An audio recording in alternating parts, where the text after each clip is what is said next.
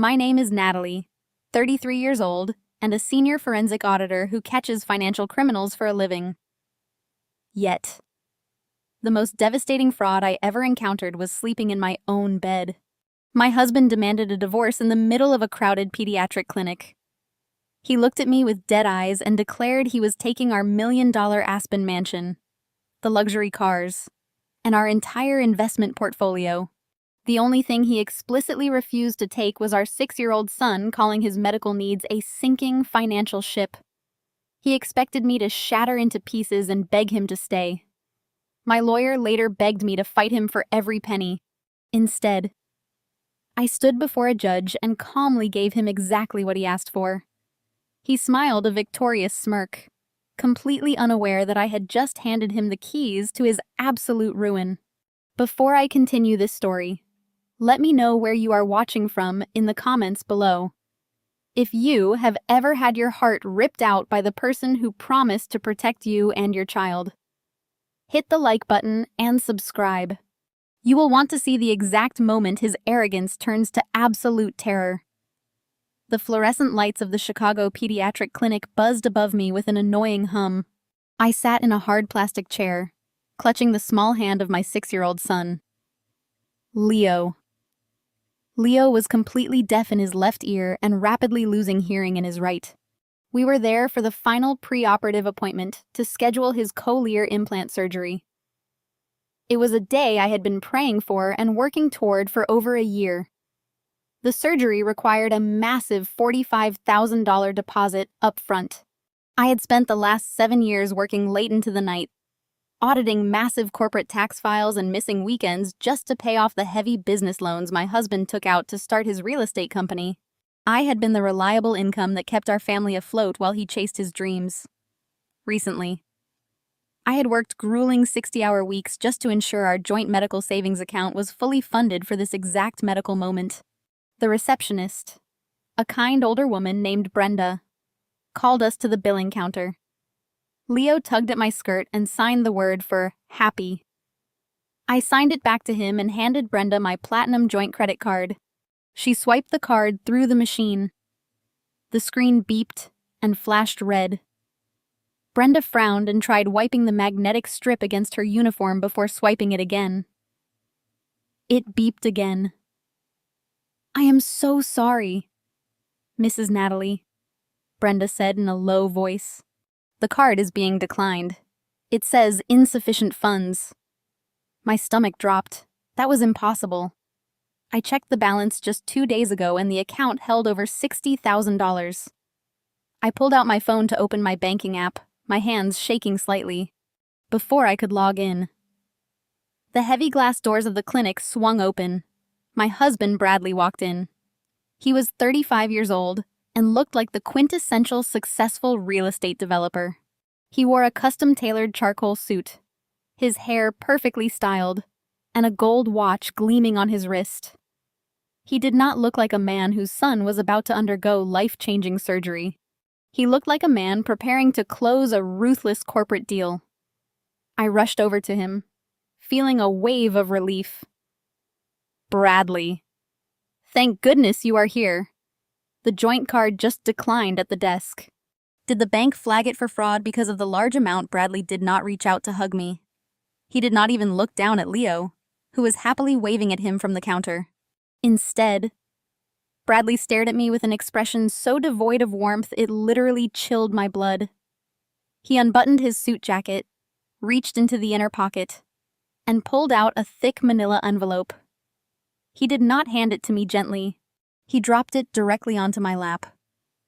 "What is this?" I asked, staring at the heavy envelope. "Those are divorce papers," Bradley said. His voice was loud enough for the entire waiting room to hear. "I am filing for dissolution of marriage effective immediately." I stood frozen. The ambient noise of the clinic seemed to completely fade away. My brain, trained to analyze complex financial data and catch corporate discrepancies, simply could not process the information in front of me. My husband of 7 years was handing me divorce papers while our deaf son sat 3 feet away for his surgery deposit. Bradley did not lower his voice or show a single ounce of shame. He stood tall and began listing his demands right there in front of the receptionist and 3 other families. "I am taking the Aspen Mansion," he announced casually.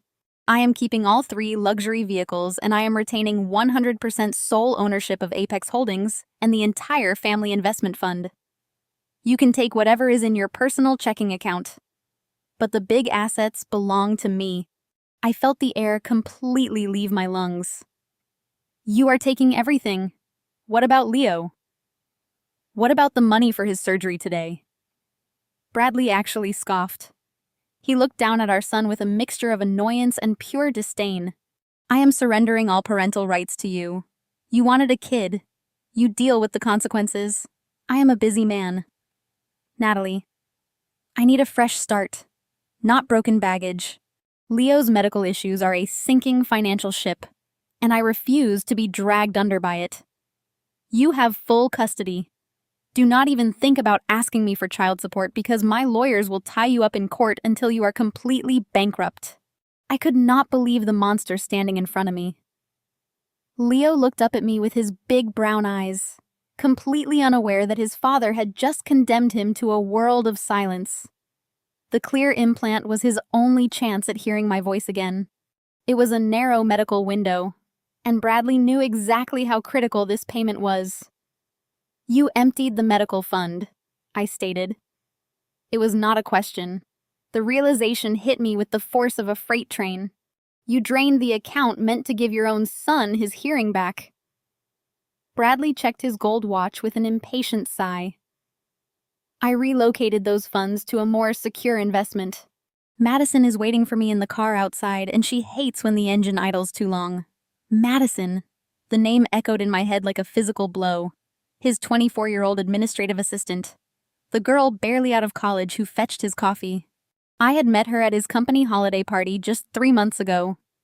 She had smiled in my face, complimented my dress, and played with Leo, all while she was sleeping with my husband and plotting to take my life. He was abandoning his family and stealing his son's medical funds to run off with an assistant. "Read the papers," Bradley sneered. "Sign them quickly if you know what is good for you. Try to fight me for the real estate or the company, and I will make sure you cannot even afford rent in this city." He turned on his heel and walked out the glass doors, leaving me standing in the middle of the clinic with a declined credit card, a deaf child, and a shattered life. He thought he had destroyed me completely. He thought my silence was submission. But as a forensic auditor, I knew one fundamental truth about arrogant men who steal. They always leave a paper trail, and they never read the fine print. I scooped Leo into my arms, holding him tight against my chest as we walked out of the clinic. The crisp Chicago wind hit my face, but I barely felt the cold. My mind was already racing, calculating shifting into the gear I usually reserved for unraveling corporate embezzlement schemes. Bradley thought he had broken me. He assumed his aggressive ambush would leave me paralyzed with fear. I strapped Leo securely into his car seat, handed him his favorite visual puzzle book, and drove straight to the primary branch of our bank downtown. I needed physical, undeniable proof. I marched through the heavy brass doors and went directly to the teller window. I asked for a full time-stamped printout of the transaction history for our joint medical savings account. The teller, a young man named Kevin, who had helped us set up the fund years ago, typed my credentials into the system. His hands suddenly stopped on the keyboard. He looked at the screen and his face fell into a mask of pure pity. He printed the statement, stamped it for official verification, and pushed the paper across the cold marble counter. I looked down. The balance was exactly 0. A single outgoing wire transfer of $60,000 had been executed at exactly 8 in the morning. I demanded to know the destination of the wire. Kevin hesitated, checking his screen again. But as a joint account holder, I had the legal right to every detail. The funds had been wired directly to a high-end luxury auto dealership in the wealthy Gold Coast district. The memo line on the transfer was typed out with brutal clarity. It read, "Down payment for Porsche Carrera Madison. My husband had stolen the money meant to restore his son's hearing to buy a sports car for his 24-year-old mistress. I walked out of the bank with the crisp, printed statement burning a hole in my hand. I stood next to my car, taking a deep, steadying breath, before I could even open the door. My phone vibrated in my pocket. The caller ID flashed the name Patricia. My wealthy, deeply image-obsessed mother-in-law. I answered the call, expecting her to express absolute horror at what her son had just done. I assumed Bradley had bragged about the divorce, but I figured a grandmother would at least pretend to care about the canceled surgery. I was gravely mistaken. "Natalie," Patricia said, her voice dripping with absolute condescension. "Bradley just called me. He told me he finally served you the papers." I gripped the phone so tightly my knuckles turned white. "Patricia, your son just drained Leo's medical fund. He took the money for the K-Clear implants and bought a luxury car for his mistress." Patricia did not gasp. She did not express an ounce of outrage. Instead, she let out a dry, dismissive sigh that made my blood run cold. "Oh, stop being so overly dramatic. Natalie, Bradley works incredibly hard. He deserves to enjoy the fruits of his labor." She continued, her tone sharpening into a cruel sneer. "Let us be completely honest here. You have let yourself go. You spend every waking moment obsessing over that boy and his endless medical appointments. Bradley is a highly successful developer. He needs a flawless woman by his side, someone who can host charity galas and entertain his elite investors. He does not need a stressed-out mother who constantly drains his financial resources on a disabled child. You should be grateful he stayed with you this long. Just sign the papers quietly, and do not make a scene." The absolute cruelty of her words hung in the freezing winter air. She was calling my beautiful, intelligent son a drain on resources. She was validating her son's infidelity and blatant theft simply because I was too busy being a dedicated mother to play the role of a shallow trophy wife. "You are right, Patricia," I said, my voice dropping to a terrifyingly calm whisper. "Bradley deserves exactly what is coming to him." I hung up the phone before she could utter another toxic word.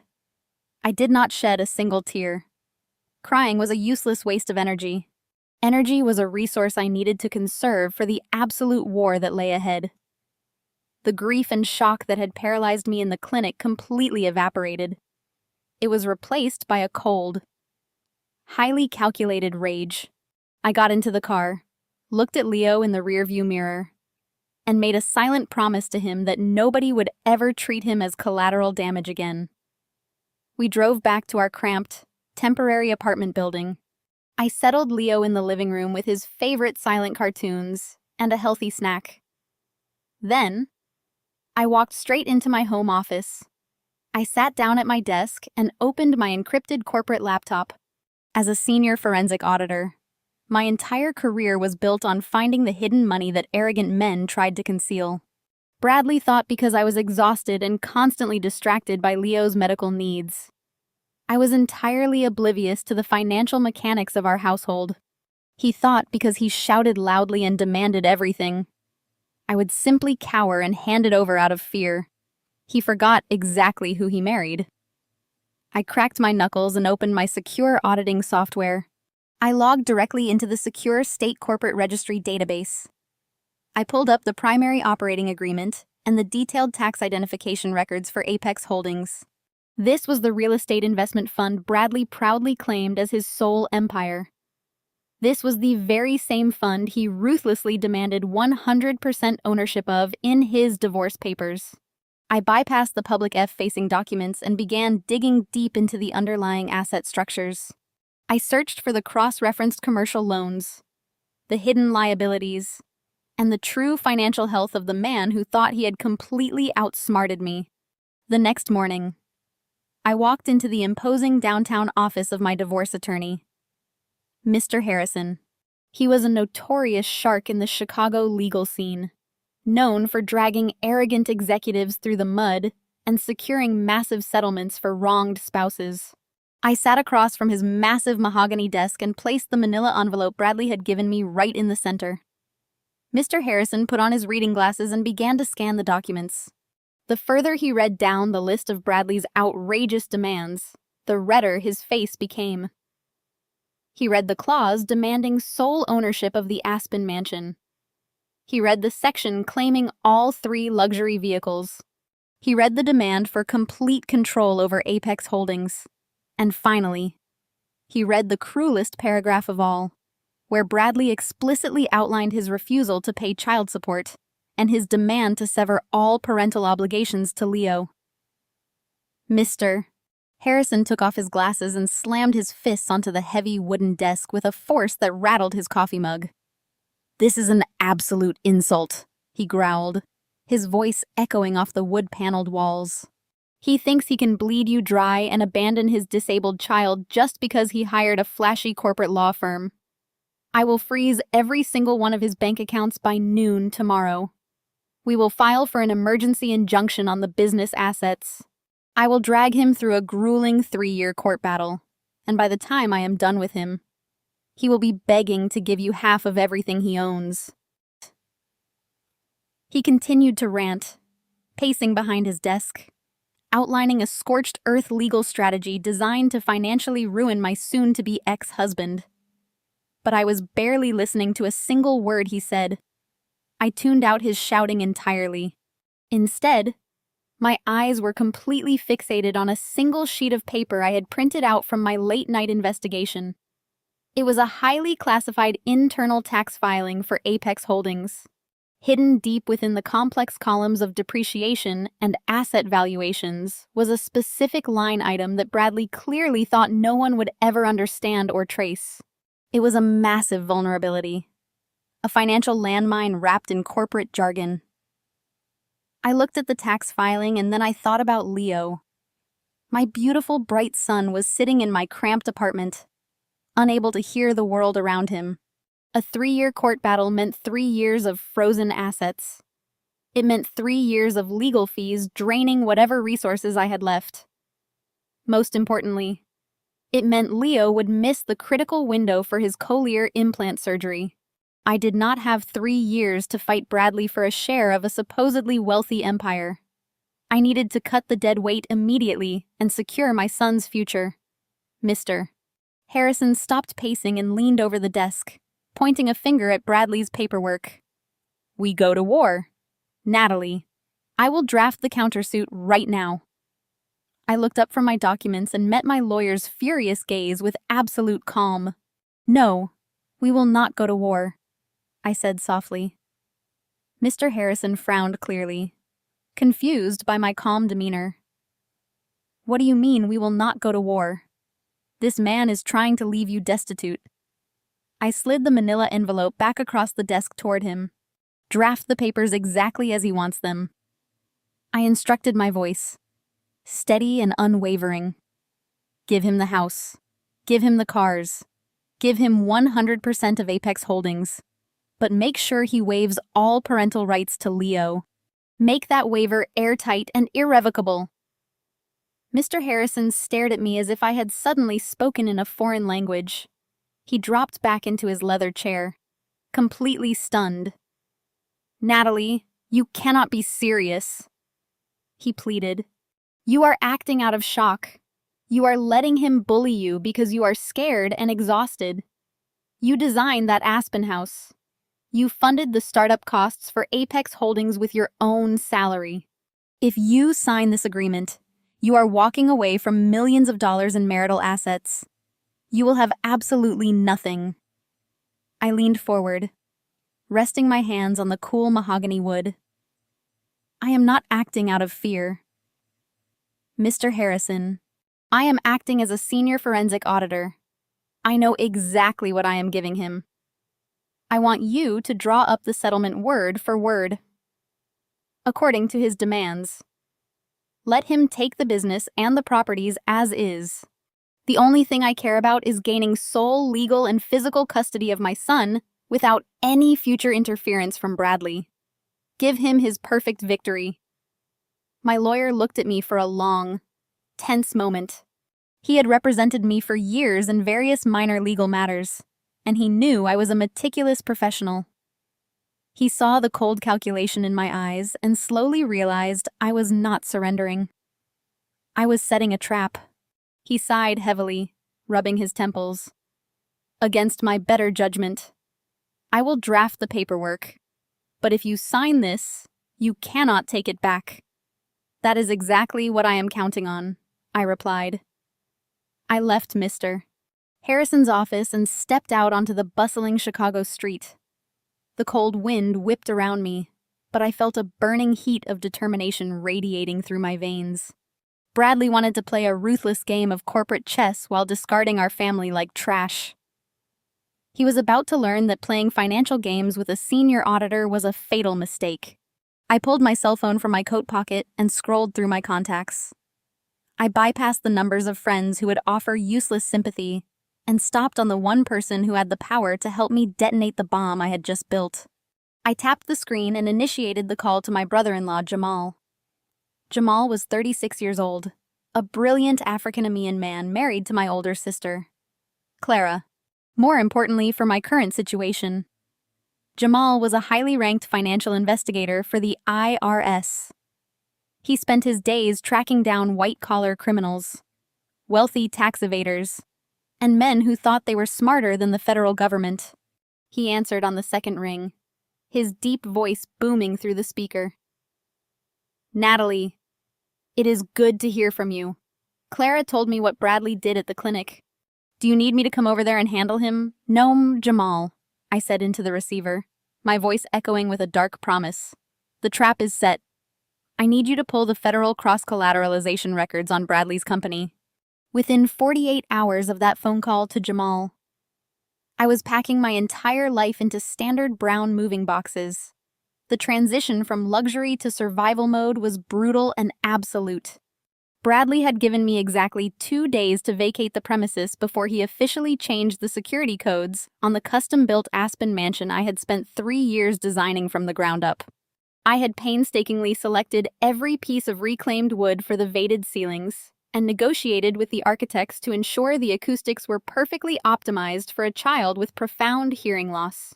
Now, all of that careful planning belonged to a 24-year-old administrative assistant who probably thought a mortgage was just a suggestion. Leo and I moved into a cramped, noisy 2-bedroom apartment situated right next to a busy, elevated train line in the city. The contrast between our old life and our new reality was a harsh physical blow. Every 15 minutes, the heavy rumble of the train shook the cheap drywall of our living room. The radiator clanked aggressively throughout the night, and the thin windows did nothing to block the freezing Chicago drafts. For me, the physical discomfort was entirely secondary to the emotional toll. But for Leo, the transition was confusing and frightening. Without his cochlear implants, he relied heavily on visual cues, and the chaotic vibrations of the apartment constantly kept him on edge. I spent the first few nights sleeping on the floor next to his twin bed, holding his hand until he finally drifted off to sleep. My daily routine quickly morphed into a grueling marathon of pure survival. I woke up at 4 a.m. every single day, while the city was still pitch black and freezing. I logged into my secure corporate servers and plowed through complex financial audits. By 7, I was waking Leo up, making his breakfast, and reviewing his sign language flashcards. I had to secure a specialized nanny for the hours I was mandated to be in the corporate office, which ate up a massive portion of my remaining salary. I worked late into the night balancing my demanding job as a senior forensic auditor with Leo's specialized care. I was running on black coffee sheer willpower and an undercurrent of cold rage that kept my mind intensely focused on the endgame.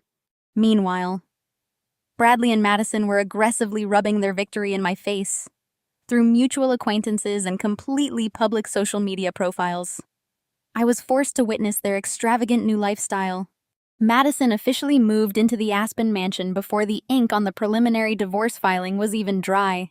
She posted endless photos posing in the gourmet kitchen I had paid for lounging by the heated infinity pool, and showing off the massive walk-in closet that was now filled with designer clothes bought with Bradley's supposedly limitless funds.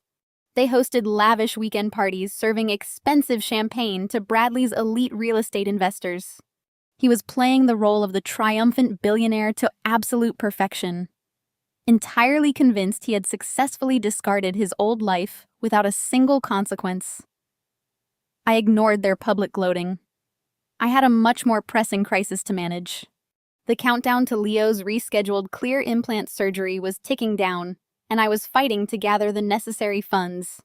I had picked up a secondary freelance contract doing late-night tax preparation for small businesses just to cover the out-of-pocket costs for his ongoing speech and occupational therapies. It was exhausting, but I was making it work. Then the real escalation began. Bradley decided that taking the house, the cars, and the investment portfolio was simply not enough. He wanted to make sure I suffered in the most agonizing way possible. It was a Tuesday afternoon when I took Leo to his weekly specialized speech therapy appointment. The receptionist, a woman who had known us for 2 years, swiped Leo's insurance card and frowned at her monitor. She tried it a second time and then looked up at me with genuine distress. She informed me that the policy had been completely terminated. The primary account holder had canceled the specialized dependent coverage effective immediately, leaving my son entirely uninsured. My chest tightened. Bradley had deliberately canceled Leo's health insurance. This was not a standard bureaucratic error. This was a calculated strike.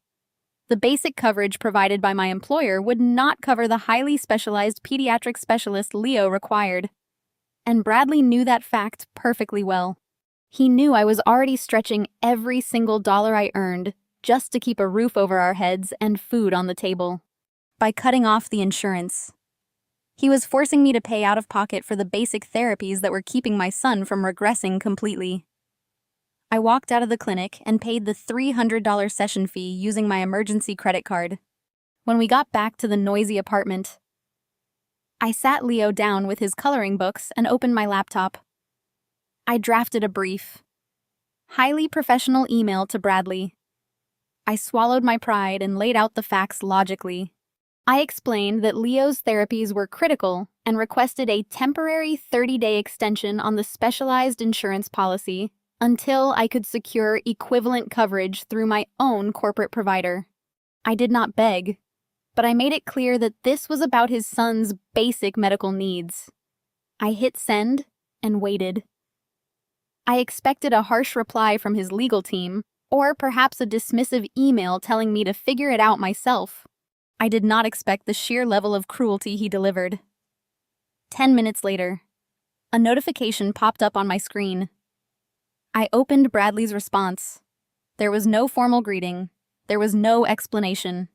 There was no mention of Leo or the insurance policy at all. The body of the email contained absolutely no text. It was just a single laughing face emoji. Attached below it was a high-resolution photograph. It was a picture of Bradley's wrist resting against the leather steering wheel of the new Porsche he had bought for Madison. Gleaming perfectly on his wrist was a brand new solid gold Rolex watch, easily worth the exact amount of money it would have cost to keep his son's medical insurance active for an entire year. I stared at the glowing screen, the laughing emoji mocking me, the gold watch reflecting his absolute arrogance. He thought he was untouchable. He thought his wealth and his ruthless tactics made him a god. I slowly closed my laptop, the sound echoing sharply in the small apartment. I picked up my phone and saw a secure, encrypted message waiting from Jamal. The federal records had been pulled. Bradley had no idea the invisible noose was already tightening around his neck. The encrypted message from Jamal glowed on my screen, a beacon of hope in the dark reality I was currently navigating. He had successfully pulled the federal documents detailing the exact structural vulnerabilities of Apex Holdings.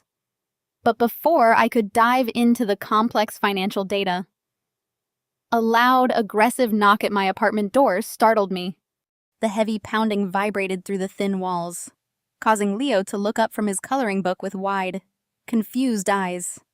I patted my son on the head, offering a reassuring smile, and walked over to the heavy wooden door.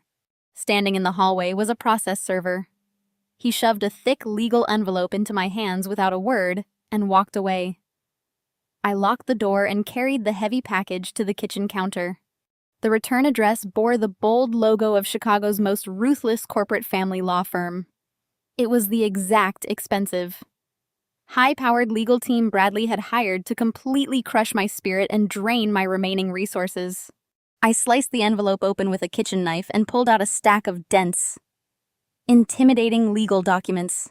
As a senior forensic auditor, I was intimately accustomed to reading complex legal jargon, but the sheer concentrated malice radiating from these specific pages was breathtaking. Bradley and his aggressive legal team had sent an official hardline demand letter. They were requiring me to immediately sign a comprehensive waiver of financial discovery in the realm of high-stakes divorce litigation. Financial discovery is the standard legal procedure where both spouses thoroughly audit each other's personal assets, bank accounts, and corporate holdings to ensure a fair and equitable division of property.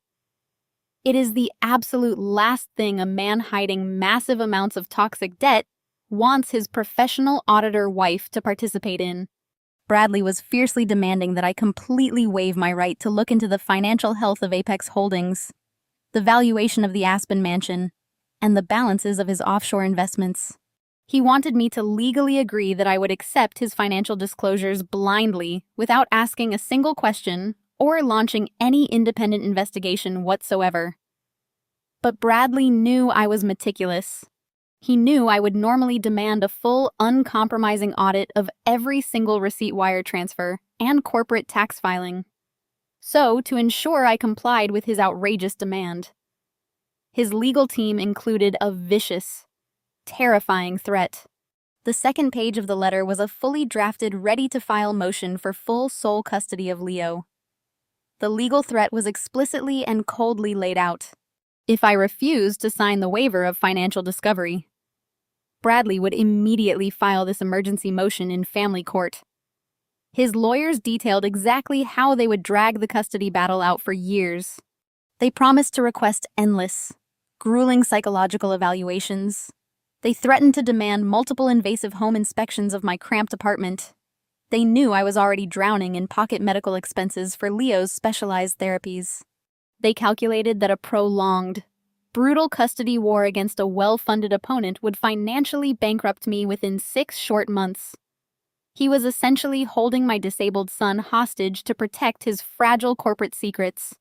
Bradley did not actually want custody of Leo. He had made that perfectly clear at the clinic when he cruelly called his own child a sinking financial ship. He simply knew that Leo was my entire world.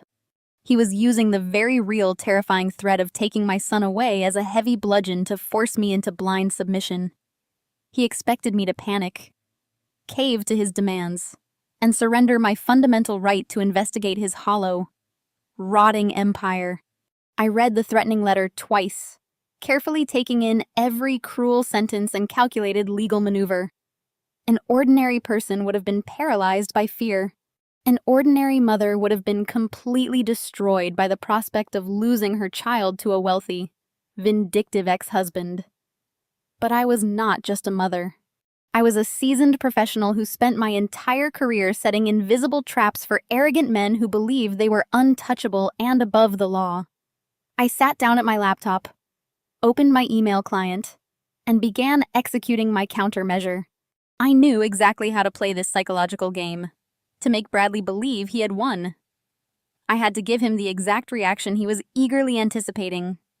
He expected an emotional, terrified, and completely broken woman. I needed to feed his massive ego and convince him that his brutal tactics had absolutely crushed my will to fight. I began typing my response directly to his lead attorney, making sure to copy Bradley on the email so he could witness my surrender firsthand. I deliberately abandoned my usual crisp, professional tone. I crafted a message filled with panicked, desperate language.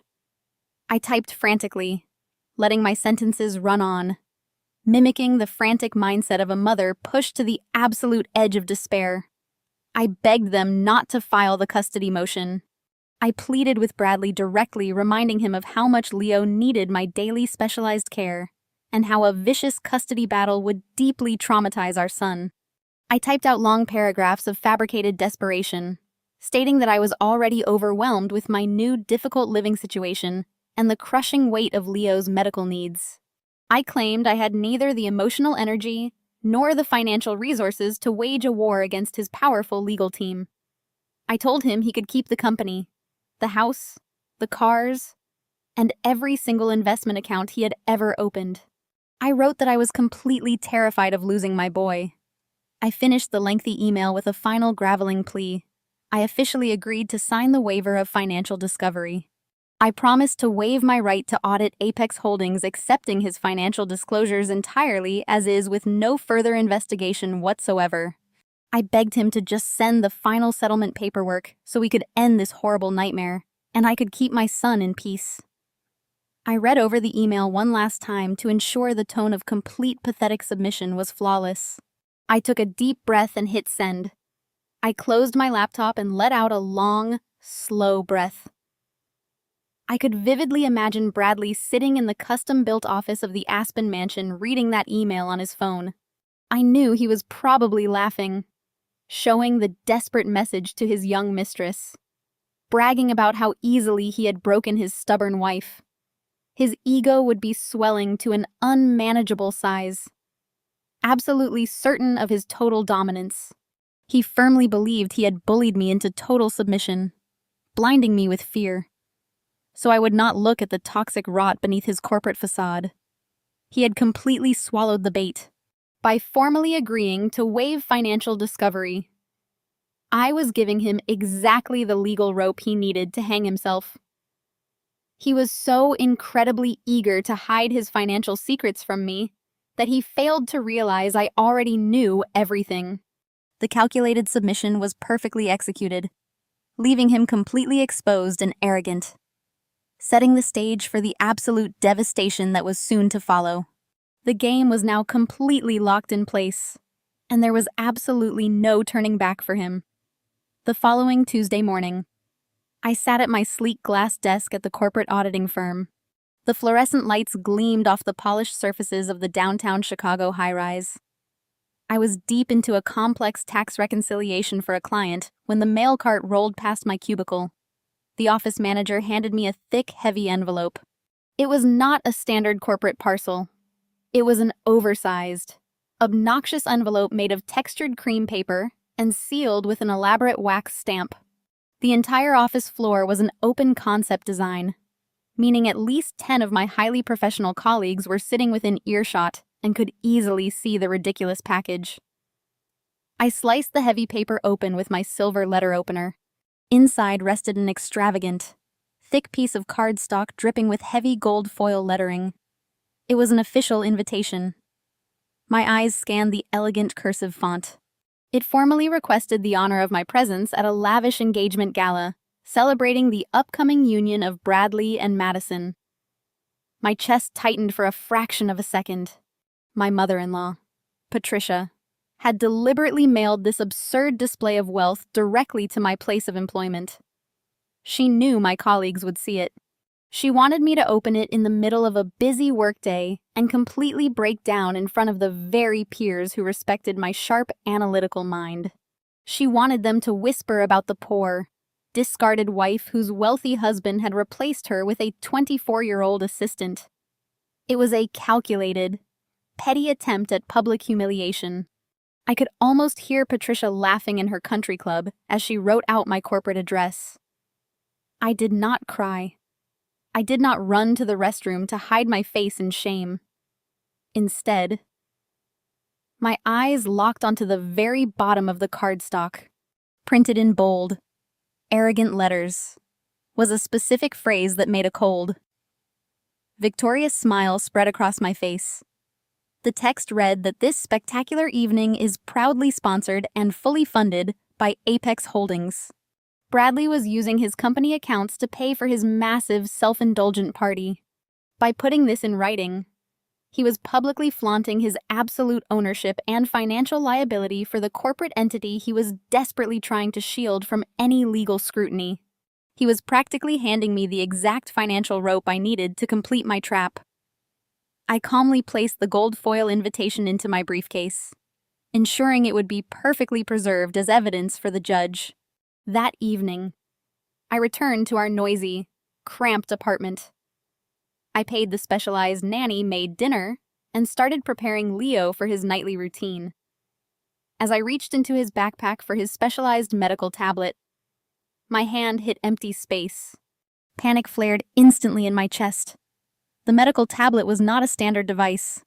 It contained thousands of dollars worth of custom speech therapy applications, visual schedules, and specialized communication tools that were absolutely vital for his daily development.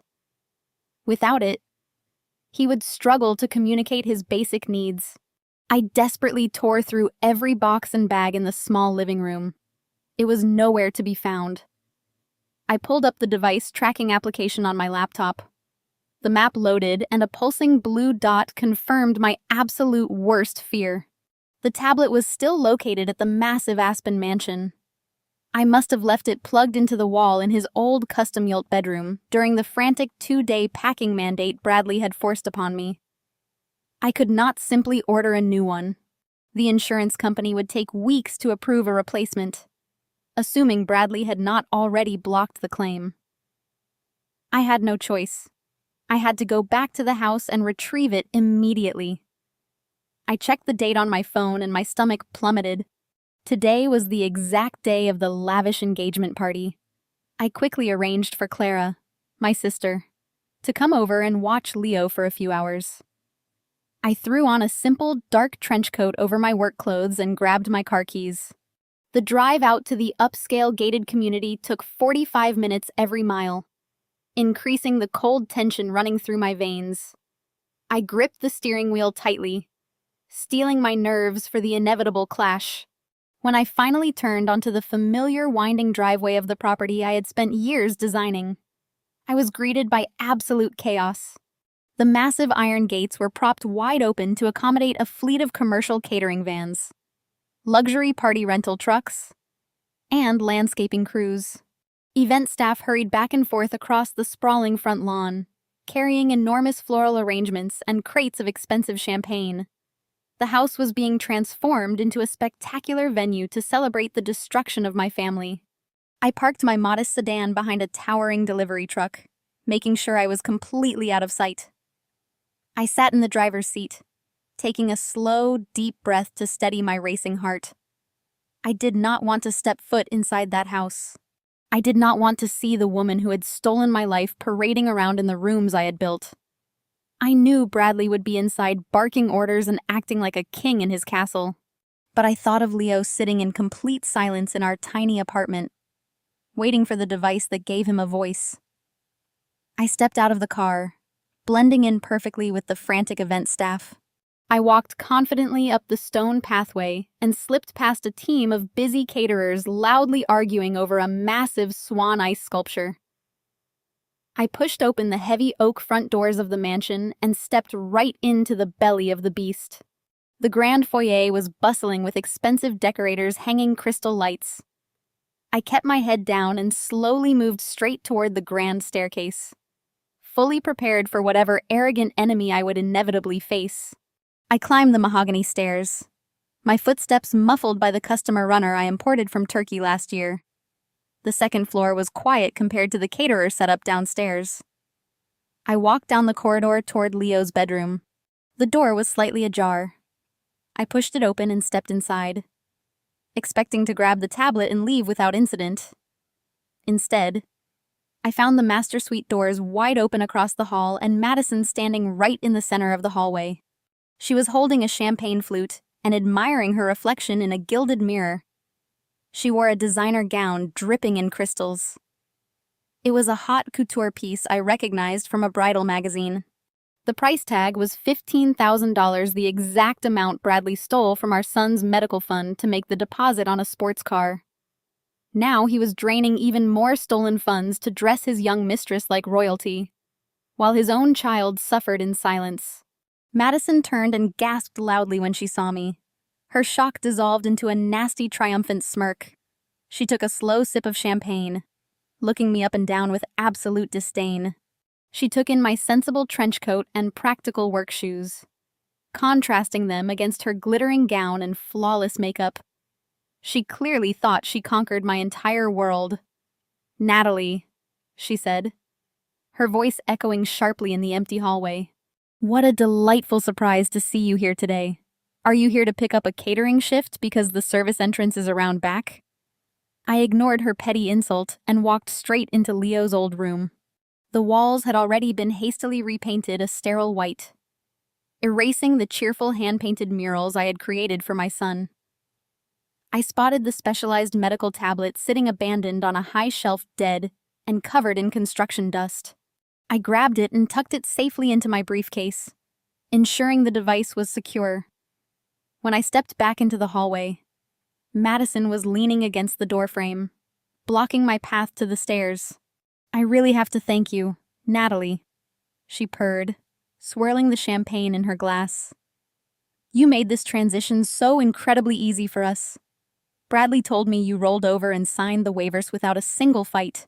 It is incredibly refreshing to see a woman who knows her proper place in the world.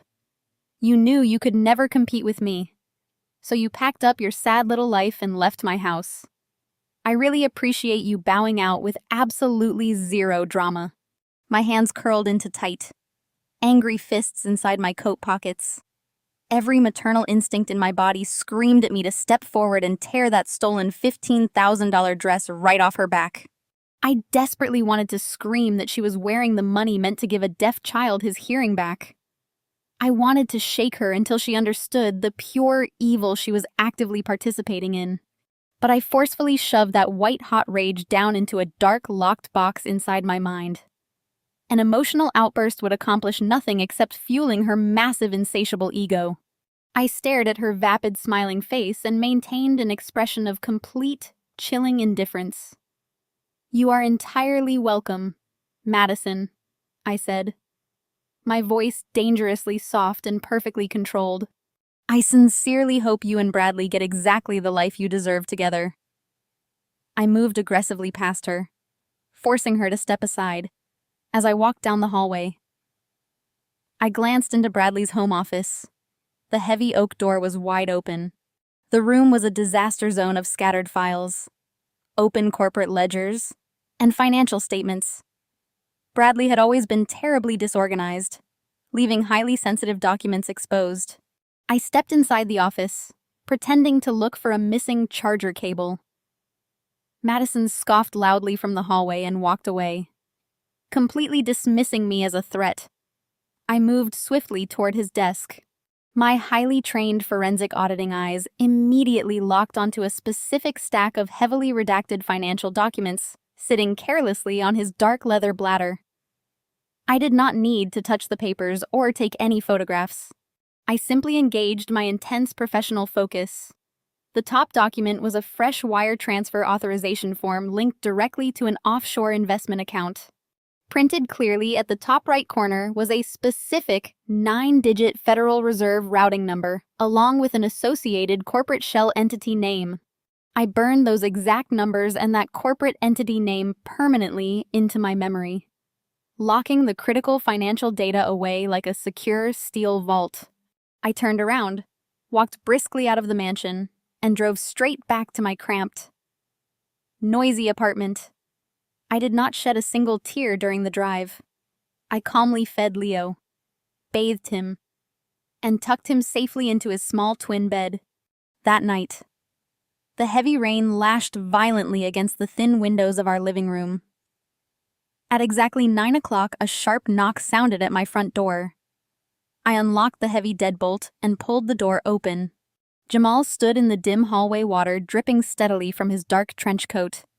He stepped inside, shaking off the freezing rain. He did not say a single word of greeting. Instead, he reached into his thick leather briefcase and pulled out a massive federal dossier. The cover was prominently stamped with a bright red security seal from the United States Internal Revenue Service. Jamal dropped the dossier right onto my cheap kitchen table with a resounding thud. A sharp, brilliant smile formed on his face, illuminating the dim room. "You were right," Jamal said, his voice practically humming with predatory anticipation. He leveraged the entire house in the primary holding company. He used cross-key collateralization to hide a massive toxic commercial debt. The arrogant fool was so eager to lock you out of the assets that he completely waived financial discovery. He did not read the fine print. I pulled the red stamped folder across the cheap laminate table and broke the heavy wax seal. Jamal stood beside me, his large frame casting a long shadow against the kitchen wall. I spread the classified documents out under the harsh overhead light. What lay before me was not the robust portfolio of a wealthy real estate tycoon. It was the financial autopsy of a dead man walking. I scanned the ledgers, my eyes darting across columns of numbers, interest rates, and liability disclosures. As a senior forensic auditor, reading complex financial data was my primary language. It took me less than 3 minutes to completely unravel the entire fraudulent structure. Bradley was not rich. He was drowning in a bottomless ocean of toxic commercial debt. He had executed a highly dangerous financial maneuver known as cross-collateralization. It is a predatory lending mechanism where a borrower uses multiple highly valued assets to secure one massive high-risk loan. Bradley took out a catastrophic $5 million commercial loan. To satisfy the aggressive bank requirements, he used the Aspen Mansion, which we owned free and clear as the primary collateral. But $5 million was far too much debt for just the house. So he cross-collateralized it with the entire operating valuation and cash flow of Apex Holdings. He bet our entire family foundation on one single reckless roll of the dice. I immediately cross-referenced the printed federal documents with the specific 9-digit Federal Reserve routing number I had burned into my memory just hours earlier at the mansion. It was a perfect match. Bradley had wired the entire $5 million loan principal to an obscure offshore shell entity. That entity operated an unregulated cryptocurrency exchange based in an overseas tax haven. Bradley truly thought he was an untouchable financial genius who could double the family net worth overnight in the crypto markets. But the offshore crypto market had recently suffered a devastating and highly publicized crash. That specific unregulated exchange went completely bankrupt over a month ago, permanently locking all investor funds behind a wall of federal investigations. Bradley's entire $5 million investment evaporated into thin air. It crashed to absolute zero. The reality was staggering. Bradley was fundamentally broke. He was throwing lavish engagement parties and buying luxury sports cars, using the very last remaining drops of operational cash flow from Apex Holdings. He was frantically burning through stolen medical funds to maintain his billionaire facade, completely ignoring the massive commercial loan balloon payment looming on the immediate horizon. I kept flipping through the federal dossier, my heart pounding steadily in my chest. My breath hitched when I reached the final signature page of the Master Commercial Loan Agreement. There, right next to Bradley's flashy signature, was my name. It was penned in bright blue ink. But the slope of the letters was entirely wrong. The loop on the capital N was far too sharp.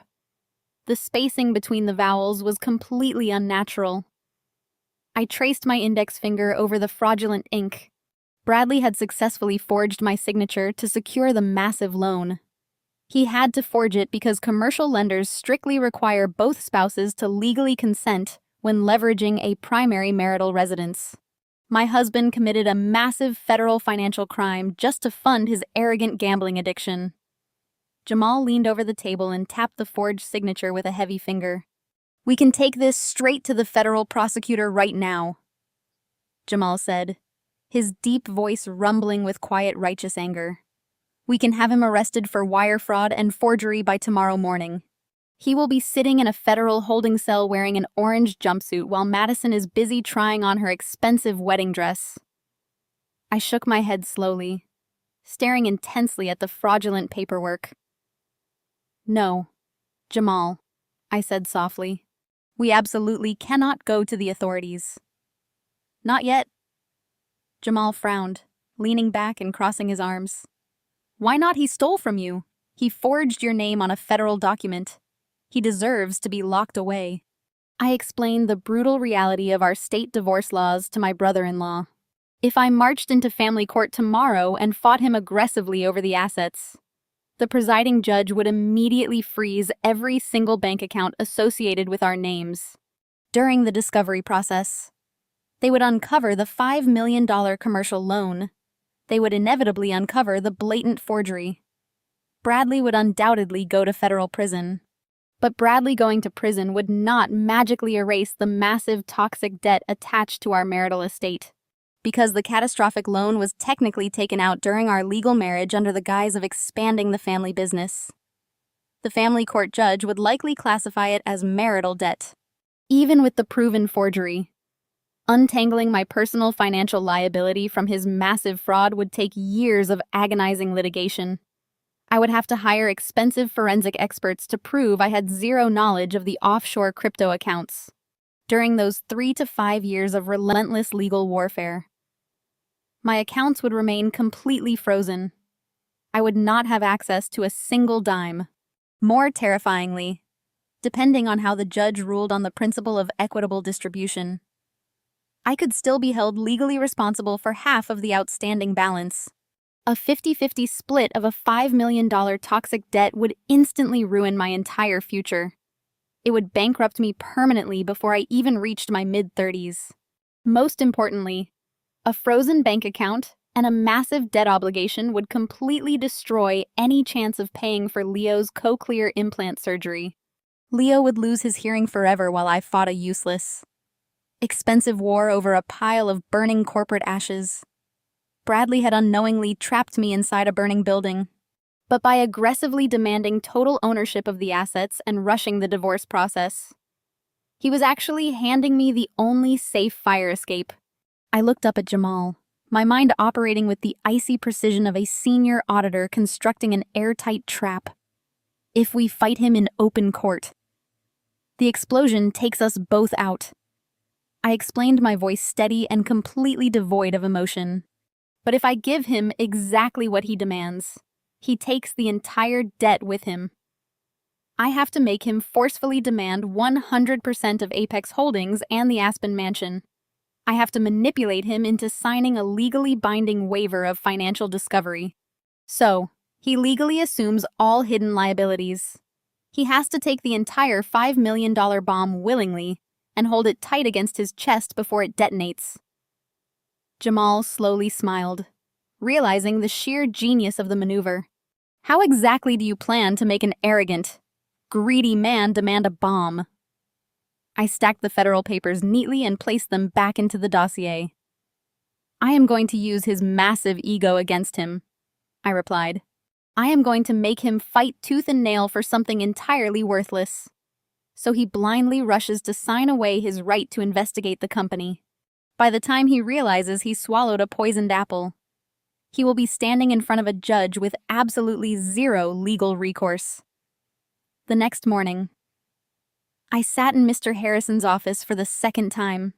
He looked at me with cautious optimism, expecting me to finally authorize a full-scale legal assault on Bradley's assets. Instead, I pulled out a photograph from my briefcase and placed it squarely on his desk. It was a picture of a massive, incredibly ugly modern art painting that currently hung in the grand foyer of the Aspen Mansion. Bradley had purchased the hideous canvas 2 years ago from an obscure local artist. It was a chaotic mess of jagged red lines and muddy brown splashes. He paid $5,000 for it simply because a wealthy golf buddy told him that collecting abstract art was a symbol of true elite status. In reality, the piece was entirely worthless. It held absolutely no resale value, and I had always despised looking at it. Mr. Harrison stared at the photograph and raised an eyebrow. What exactly am I looking at? Natalie. This is our Trojan horse, I explained, leaning forward. I want you to draft a new response to his legal team. Tell them I am completely willing to concede the Aspen Mansion. Tell them I will happily surrender all 3 luxury vehicles and walk away from every single share of Apex Holdings. Tell them I agree to his demands regarding child custody, and I will not seek a single dime of alimony. but in exchange for surrendering his empire. I demand joint custody of this specific painting. My lawyer looked at me as if I had completely lost my mind. You want to trade a multi-million-dollar real estate portfolio for a piece of ugly canvas? He asked. His voice laced with disbelief. I want Bradley to think I am trading the portfolio for the canvas I corrected. You have to sell this performance. Mr. Harrison, you have to draft a ferocious legal demand. Claim that I have a deep, profound emotional attachment to this specific artwork. State that I firmly believe the artist is on the verge of a massive international breakthrough, and I demand 50% of its future appraised value. Make it sound like keeping this painting is a matter of life and death to me.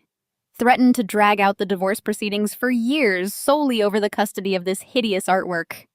Mr. Harrison leaned back in his leather chair, studying my face. He was a seasoned veteran of divorce warfare, and he slowly began to see the tactical brilliance of my plan. He realized I was setting a psychological trap designed specifically for a narcissist. He wants to break you, Mr. Harrison murmured, tapping his pen against his desk. If he believes this painting is the one thing keeping you sane, he will spend every ounce of his energy trying to rip it away from you. Exactly, I said. Bradley is a man driven entirely by ego and spite. If I simply surrendered the house and the company without a fight, his natural paranoia would kick in. He would immediately suspect a trap. He would hire forensic accountants to figure out why I was walking away so easily. He would audit his own books and eventually uncover the massive liability crisis waiting to detonate. I have to give him an agonizing legal battle to distract him. I have to make him bleed for a victory so he feels like he earned it. Mr. Harrison smiled a sharp, predatory grin. He opened his laptop and immediately began drafting the most aggressive, ridiculous legal demand of his entire career. He used highly inflammatory legal jargon, demanding immediate physical possession of the painting and threatening aggressive litigation if the canvas was harmed in any way. He made the document bleed with my supposed desperation. The misdirection worked with absolute flawless precision.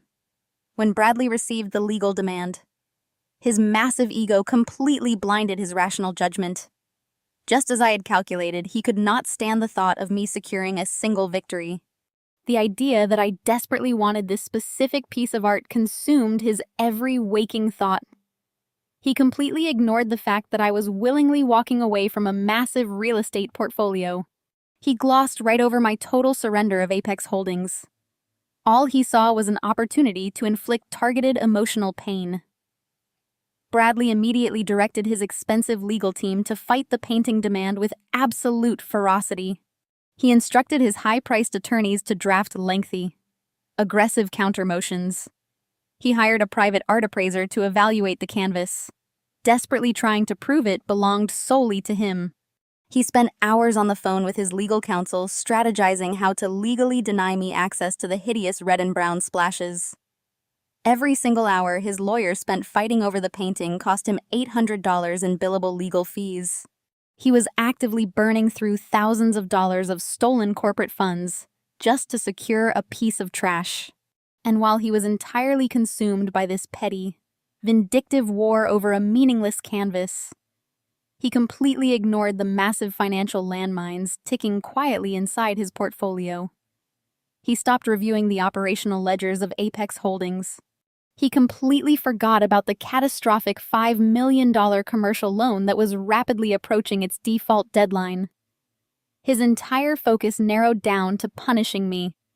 Madison, his young mistress, unknowingly fueled his distraction through mutual contacts. I heard she was furious that Bradley was spending so much time and money fighting his ex-wife over an ugly painting instead of focusing on their lavish engagement party. Their arguments only made Bradley dig his heels in deeper. He had to prove he was the absolute victor in every conceivable arena. 2 weeks passed in a blur of ridiculous legal maneuvering. Mr. Harrison played his part brilliantly. He filed theatrical motions demanding the painting be placed in a climate-controlled neutral vault pending a judge's decision. Bradley retaliated by filing an emergency injunction to keep the painting mounted in the Aspen mansion. It was a spectacular circus of wasted time and money. And behind the curtain of this chaotic distraction, I quietly maneuvered the final pieces of my trap into place. Because Bradley was so deeply obsessed with securing the painting, he aggressively pushed his lawyers to finalize the broader divorce settlement as quickly as possible. He demanded they expedite the paperwork, completely bypassing standard legal precautions, just so he could officially claim the artwork as his sole property and rub it in my face. He demanded his legal team bypass the mandatory cooling-off periods. He instructed them to draft a final decree that explicitly waived all rights to mutual financial audits. He firmly believed that skipping the discovery phase was a brilliant tactical maneuver that would secure his absolute ownership of his corporate empire and prevent me from ever touching his precious modern art.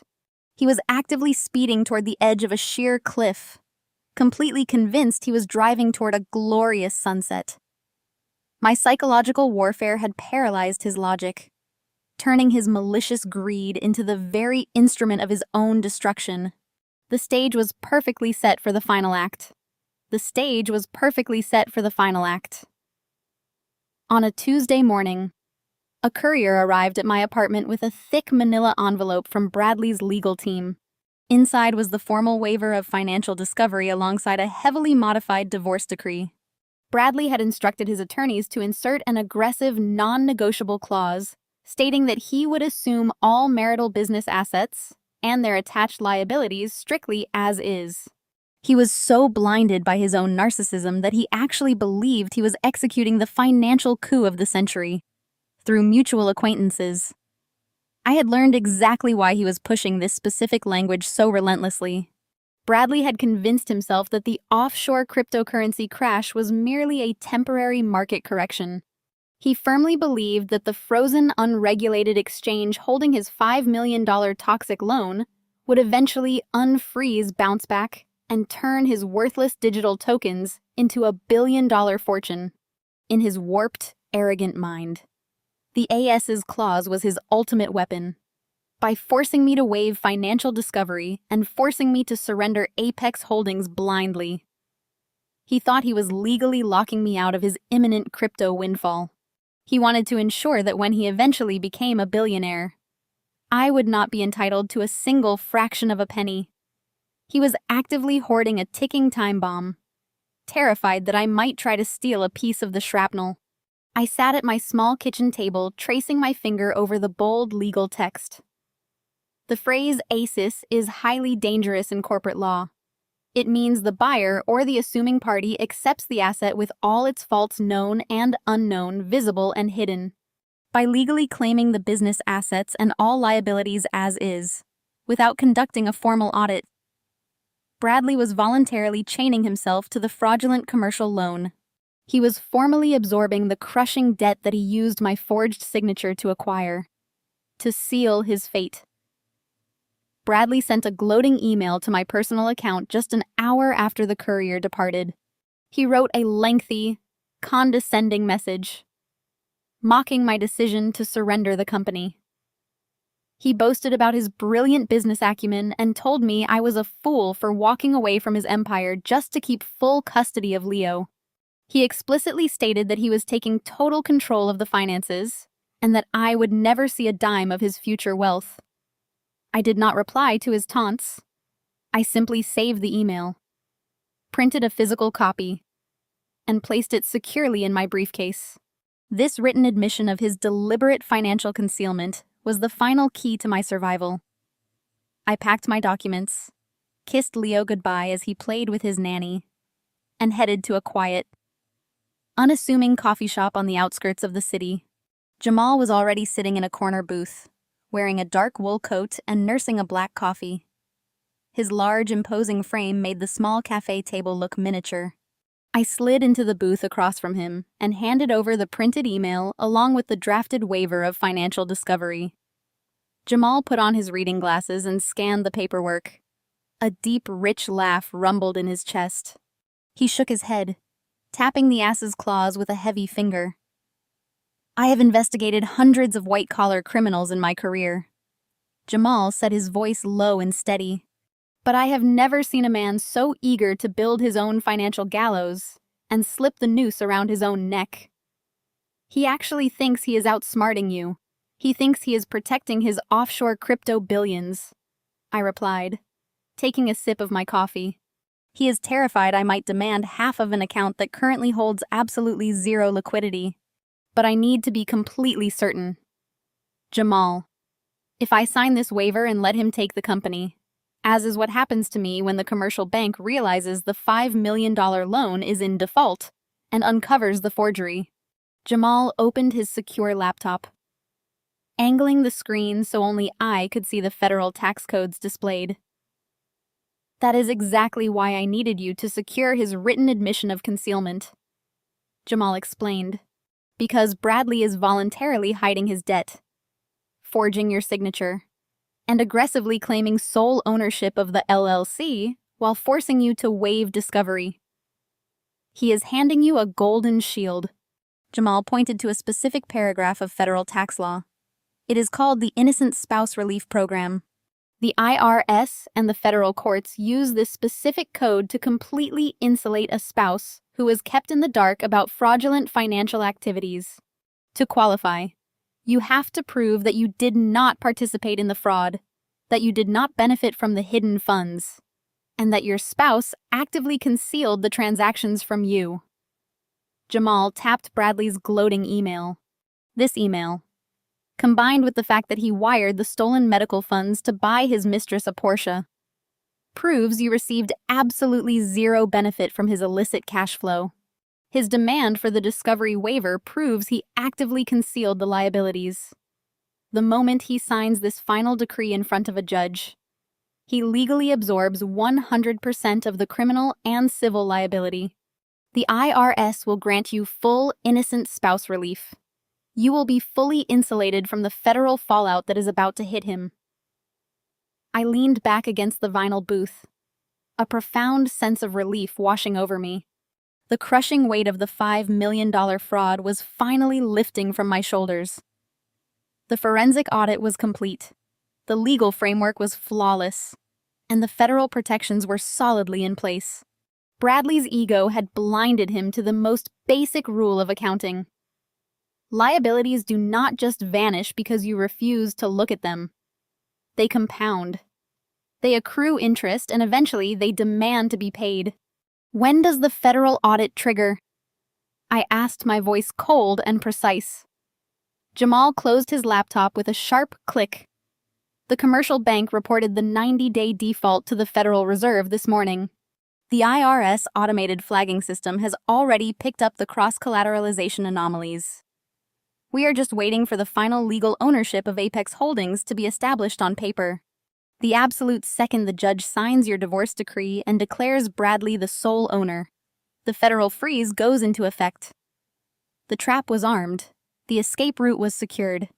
All I had to do now was walk into the courtroom, play the role of the defeated, broken wife, and hand an arrogant man the match he would use to burn his own life to the ground. I thanked Jamal, gathered my documents, and walked out into the freezing Chicago air, ready to finalize the destruction of Bradley's hollow empire. The icy wind of the Chicago winter battered against my coat as I walked back to my cramped apartment. I had my strategy firmly locked in place and the federal tax codes validating my every move. Now, all I had to do was wait for the final trap to be delivered.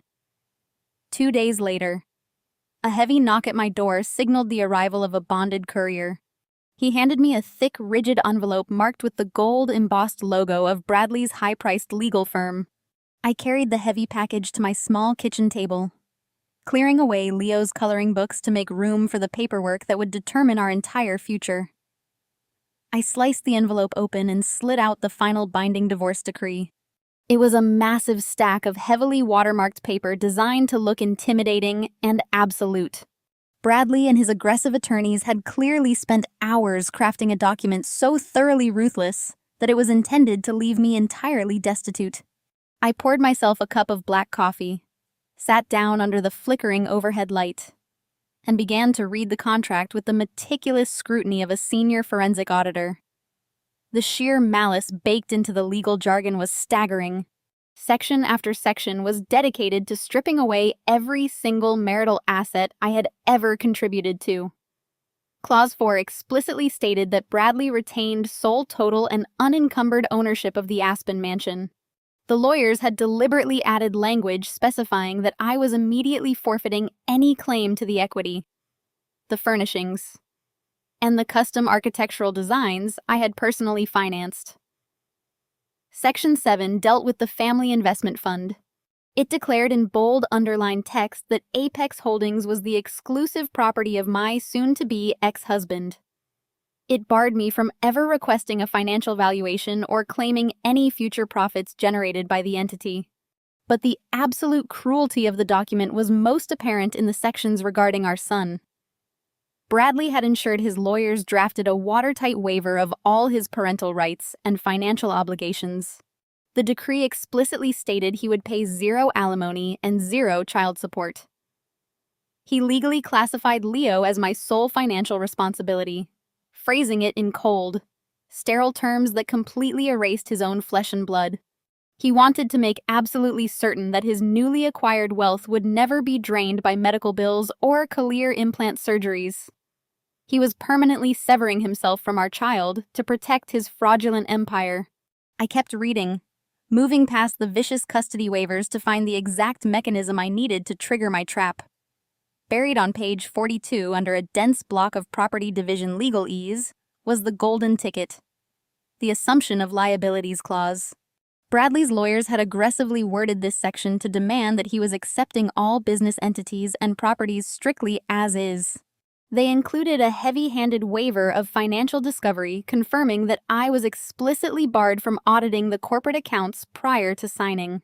In their arrogant rush to secure the fake offshore crypto millions and protect the ugly modern art painting, they had legally bound him to the catastrophic $5 million commercial loan. I ran my finger over the printed words, feeling a surge of pure adrenaline. By demanding total ownership and refusing an audit, Bradley was actively concealing his massive commercial default. He was willingly swallowing the poisoned bait. The document was a masterpiece of corporate greed, but to a forensic accountant, it was a signed confession of financial suicide. Night fell over the city, casting long shadows across the small living room of my apartment. The elevated train rumbled past, shaking the thin windows, but I barely registered the noise. I walked into the bedroom and stood over Leo's twin bed. He was fast asleep, his small chest rising and falling in a slow, peaceful rhythm, without his hearing aids. The loud urban chaos outside did not disturb him. I gently brushed a lock of dark hair away from his forehead. He had been so brave through all the abrupt changes and the confusing medical appointments.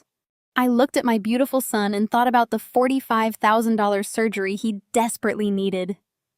I thought about the $60,000 Bradley had stolen to buy a luxury sports car for a 24-year-old mistress.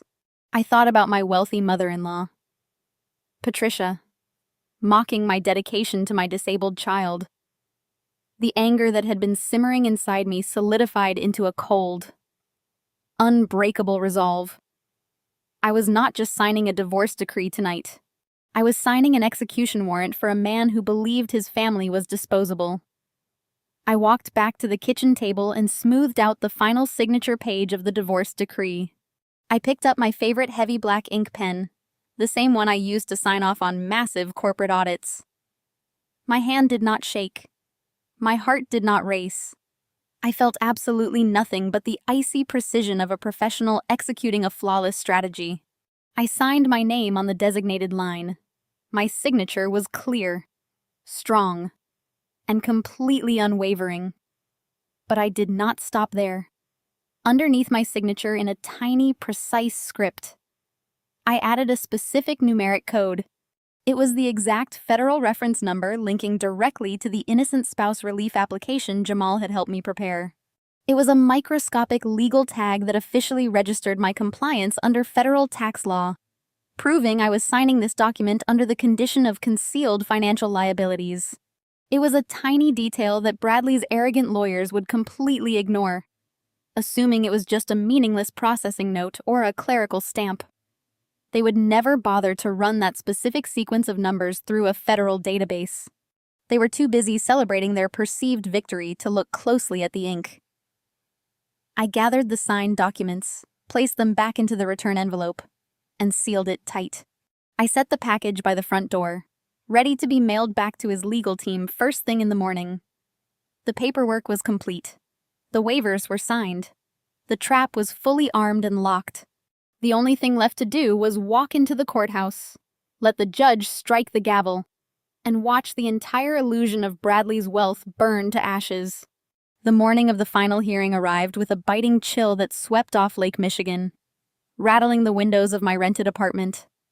I stood in my bedroom long before the sun came up, listening to the distant rumble of early commuter trains. Today was the day. Weeks of meticulous planning, sleepless nights, analyzing corporate ledgers, and the agonizing performance of playing the defeated wife culminated in the next few hours. I did not feel fear. I felt the absolute cold clarity of an auditor about to present a terminal finding. I walked to the closet and pulled out the protective armor selected for this occasion. Bradley and his legal team expected me to walk into that courtroom looking entirely destroyed. They anticipated a weeping mother wearing wrinkled clothes, begging the judge for a shred of mercy. They wanted the visual confirmation that they had broken me. Instead, I dressed in a sharp, impeccably tailored navy blue suit. It was the exact suit I wore when delivering findings of massive corporate fraud to executive boards. I pinned my dark hair back into a severe, sleek twist. I applied my makeup with clinical precision, ensuring my face remained a flawless, unreadable mask. I looked in the mirror and saw a woman who possessed the power to dismantle a hollow empire with a single stroke of a pen. I moved to the small kitchen table where my leather briefcase sat waiting. Inside the main compartment lay the signed divorce decree, the document that formally surrendered the Aspen mansion, the luxury cars, and total ownership of Apex Holdings directly to Bradley. It was the ultimate symbol of my supposed capitulation. But the true weapon was concealed in the hidden zippered compartment at the back of the briefcase. I picked up a heavy manila folder and slid it into that hidden pocket. This folder contained the federal tax documents Jamal had procured from the IRS databases. It held the irrefutable proof of the $5 million commercial loan default, the offshore cryptocurrency routing numbers, and the cross-collateralization records that tied Bradley's entire net worth to a toxic debt asset. Most importantly, it held the federal confirmation code tying my signature on the divorce decree directly to the Innocent Spouse Relief Program. I zipped the briefcase shut. The leather bag felt incredibly heavy in my hands, weighted down by the sheer magnitude of the financial destruction it carried. I walked into the small living room where Leo was sitting on the rug, playing quietly with his building blocks. His specialized nanny had arrived early to take him to his speech therapy appointment. I knelt down on the worn carpet, wrapping my arms tightly around my son. He could not hear the words I whispered into his hair, but he felt the fierce protective squeeze of my embrace. He smiled and signed the word for love. I signed it back, pressing a kiss to his forehead. Today, I was securing his future. By the time I returned to this apartment, the crushing threat of Bradley's financial ruin would no longer hang over our heads. The money for the cochlear implant surgery would be safe, and Bradley would be permanently legally severed from our lives. I grabbed my coat and walked out the door, descending the noisy stairwell of the apartment building for what I hoped would be one of the last times. The drive to the downtown civil courthouse took exactly 42 minutes in the heavy Chicago morning traffic. I sat in the driver's seat, my hands resting lightly on the steering wheel, completely immersed in a state of absolute focus. I visualized the layout of the courtroom. I anticipated the smug, victorious grin that would undoubtedly be plastered across Bradley's face. I pictured his wealthy, image-obsessed mother Patricia sitting in the gallery, ready to witness my total humiliation. I imagined his young mistress Madison dripping in designer jewelry purchased with stolen medical funds. eagerly waiting for the judge to officially declare Bradley a wealthy, unencumbered bachelor. They were all walking voluntarily into a slaughterhouse, completely blind to the falling blade. I pulled into the parking garage across from the imposing judicial complex. The towering stone pillars of the courthouse loomed against the gray winter sky. It was a building designed to intimidate, to make ordinary people feel small and powerless in the face of the law. But as I grabbed my briefcase and stepped out of my modest sedan, I felt larger than the building itself. I was not a victim seeking justice from a broken system. I was the architect of my own retribution. The freezing wind whipped at my coat as I crossed the busy street and approached the wide concrete steps leading up to the main entrance. My sensible heels clicked sharply against the stone. A steady, rhythmic march toward the final showdown. I kept my posture perfectly straight, my shoulders pulled back, projecting an aura of untouchable professional authority. Every step brought me closer to the moment of vindication. I allowed the gravity of this execution to settle deep into my bones. Just as I placed my foot on the first concrete step, a sharp vibration echoed from the pocket of my coat. I pulled out my cell phone. The screen flashed with a secure incoming call. It was Jamal. I answered the phone and pressed it to my ear.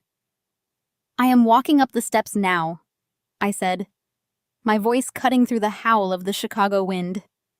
"Tell me everything is in position." His deep voice delivered the exact update I needed to hear, vibrating with a tense excitement. "The IRS audit trigger is locked and loaded," Jamal stated. "The second the judge strikes the gavel, his accounts are frozen." I disconnected the call and slid the phone back into my coat pocket. The freezing wind whipped my hair, but my core was burning with a quiet, controlled fire. I pushed through the heavy revolving doors of the civil courthouse and stepped into the cavernous marble lobby. The air inside smelled of floor wax and anxious sweat, the standard scent of broken marriages and shattered lives. I bypassed the lingering crowds and rode the elevator up to the Family Law Division on the 14th floor. I walked down the long corridor, the sharp click of my heels echoing off the polished stone walls. I spotted courtroom number 412. I took a deep breath, straightened my navy suit jacket, and pushed open the heavy wooden double doors. The atmosphere inside the room was immediately suffocating. It was thick with the kind of tension that precedes a major corporate bloodbath. I walked down the center aisle and took my seat at the petitioner table on the left side of the room. Mr. Harrison, my divorce attorney, was already there pulling thick stacks of documents from his leather satchel. He gave me a brief, tight nod. He still thought I was making the biggest mistake of my life. But he was a seasoned professional who followed his client's explicit instructions. A loud burst of arrogant laughter echoed from the hallway just before the courtroom doors swung open again. Bradley swaggered into the room. He did not walk. He paraded. He wore a brand new bespoke charcoal gray suit that hugged his shoulders perfectly, projecting the image of an untouchable real estate tycoon. He was flanked by 3 expensive corporate lawyers, all carrying sleek briefcases and wearing matching expressions of predatory confidence. They looked like a pack of wolves circling a wounded deer. Trailing right behind the legal team was Madison. She strutted down the aisle as if it were her personal runway. She wore a tight, inappropriately short white dress that screamed desperation around her neck and wrists. She was absolutely dripping in heavy diamond jewelry. I recognized the necklace. It was a custom piece Bradley had commissioned using the exact funds he had siphoned from our joint savings account mere weeks before draining Leo's medical fund. Madison took her seat in the gallery directly behind Bradley's table, crossing her legs and shooting me a look of pure, unadulterated triumph. Next to Madison sat Patricia, my wealthy, image-obsessed mother-in-law. Patricia wore a sharp tweed suit and clutched a designer handbag tightly in her lap. When her eyes locked onto mine, her lips curled into a nasty, venomous sneer. She glared at me with absolute contempt, clearly relishing the spectacle of my supposed downfall.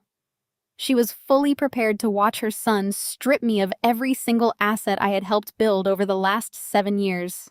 She wanted to see me broken, destitute, and completely humiliated. I simply held her gaze for a fraction of a second, offering a blank, emotionless stare before turning my attention to the back of the room. Sitting quietly in the very last row of the gallery, completely removed from the circus of Bradley's entourage, was Jamal. He wore a crisp dark suit and a neutral expression that gave absolutely nothing away. Resting securely on his lap was a heavy, reinforced briefcase containing the federal IRS execution orders. We did not exchange a verbal greeting. We did not nod. But the brief, intense eye contact we shared across the large room was all the confirmation I needed.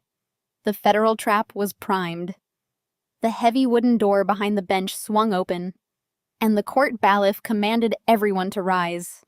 Judge Carter entered the courtroom. She was a stern, gay-haired, no-nonsense woman with decades of experience cutting through the petty squabbles of wealthy fighting couples.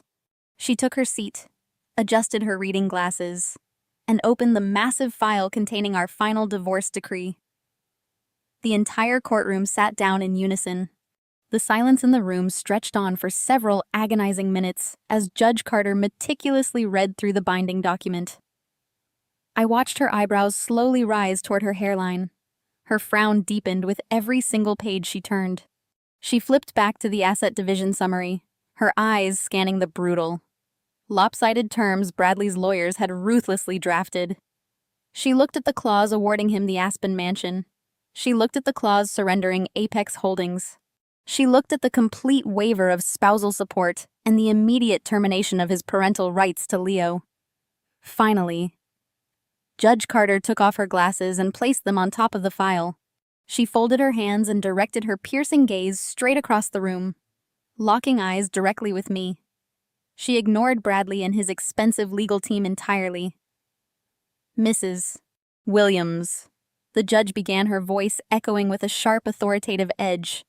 "I have presided over family law for 22 years. I have seen hundreds of complex, high-net-worth divorces. But I must state on the official record that this is one of the most incredibly lopsided, irregular settlement agreements I have ever encountered in my entire career on the bench." Bradley's lead attorney stood up, straightening his expensive silk tie. "Your Honor, both parties have reviewed the terms independently and have mutually agreed to a clean, swift separation of assets to minimize unnecessary legal expenditures." Judge Carter slammed her hand flat against the desk, silencing the lawyer instantly. "I am not speaking to you, counselor. I am speaking to the petitioner." She turned her sharp gaze back to me. Her expression was a mixture of deep concern and judicial suspicion.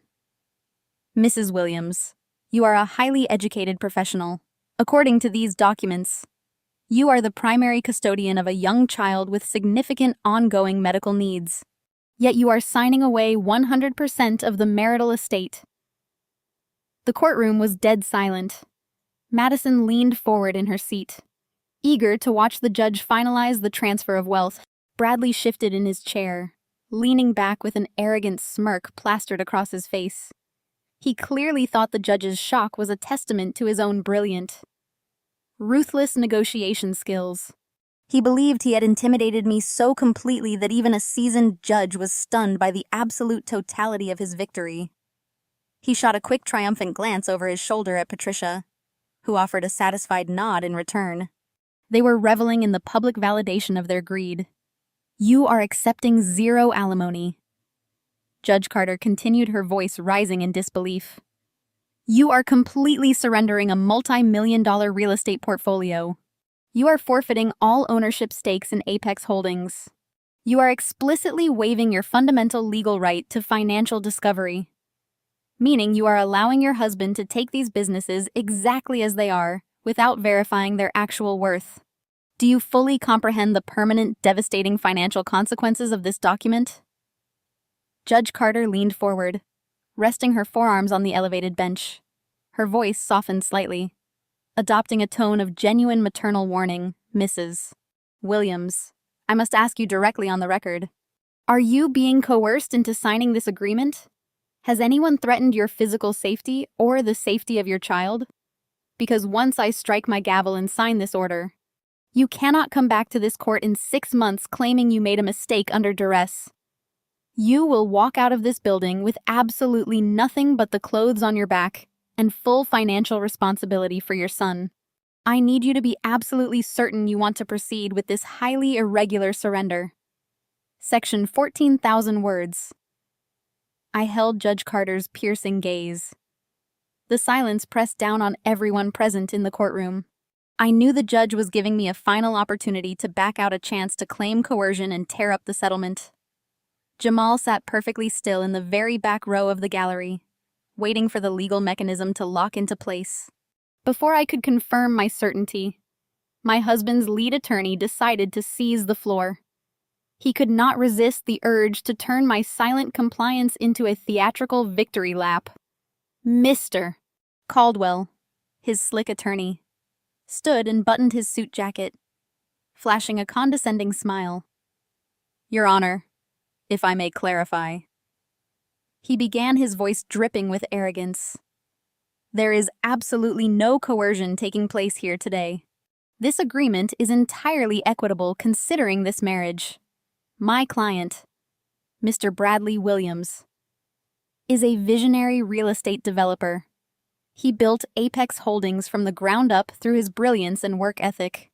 The petitioner lacks the business acumen to manage a commercial real estate portfolio. She contributed nothing of material value to the corporate entities or the Aspen property. Her professional experience is limited to crunching basic numbers behind a desk. Granting her equity would destabilize the company. She walks away with exactly what she earned, which is nothing. She signed the waiver because she knows she has no claim to his empire. The sheer audacity of the lawyer's statement caused a murmur to ripple through the gallery. But the true display of narcissism was yet to come. Bradley, unable to let his paid lawyer take all the credit for his perceived triumph, suddenly stood up.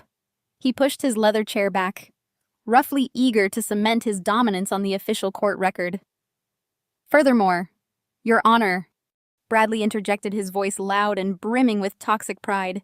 He completely ignored the basic rules of courtroom decorum, pointing an accusing finger directly at me.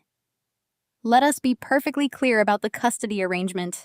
I am voluntarily waiving all of my parental rights to our son, Leo. I am doing this to ensure a clean, permanent break so I can focus on my new life. The boy requires specialized surgeries, endless speech therapies, and constant coddling. Bradley paused, making sure his young mistress Madison and his mother, Patricia, were watching his ruthless display of power from the gallery. I am a man building a global financial legacy, he declared coldly. I absolutely will not be held financially hostage by a disabled child. She demanded to keep him. So she assumes the total financial burden of his defective condition. My wealth will not be drained to fix a lost cause. The assets remain entirely mine, unencumbered by any future medical child support claims. That was my strict condition for this swift settlement. A collective gasp echoed from the back of the courtroom. The sheer cruelty of a father calling his own 6-year-old deaf son a defective lost cause on a permanent legal record was staggering. Judge Carter's face hardened into a mask of pure judicial disgust. She gripped her wooden gavel tightly, glaring down at Bradley from the elevated bench beside me. My attorney, Mr. Harrison, was shaking with barely contained rage. He leaned toward me, whispering frantically that we needed to halt the proceedings immediately and strike Bradley's comments from the record. But I did not flinch. I did not shed a single tear. I did not let the vicious insult to my child break my composure. I knew Bradley's massive ego had just handed me the ultimate weapon, by explicitly stating on the federal record that he was severing all ties to protect his assets from Leo's medical bills. He was legally barricading himself away from the $2 million blind medical trust my grandfather had set up specifically for Leo. He was permanently locking himself out of the only clean money left in our family. I placed a calming hand on Mr. Harrison's arm, signaling him to stand down. I pushed my chair back and stood up slowly. I smoothed the front of my navy blue suit, ensuring my posture was completely rigid and projecting absolute professional authority. I reached forward and pulled the small desktop microphone directly toward my mouth. The sharp screech of the microphone feedback instantly silenced the whispers in the gallery. "Your Honor," I spoke clearly, my voice ringing out with crisp analytical precision. "I want to address the court and confirm my intentions. I am not under any duress. I am not being coerced.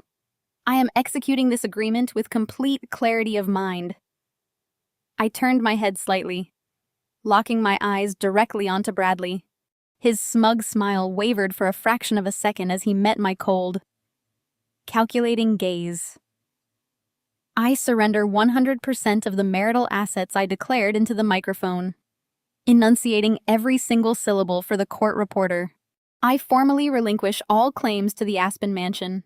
I surrender all ownership stakes, voting rights, and equity in Apex Holdings. I concede the luxury vehicles and the investment portfolios directly to my ex-husband."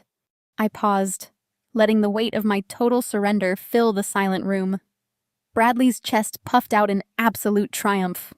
He shot a grinning look back at Madison, but he did not realize I was carefully wrapping the financial news tightly around his neck.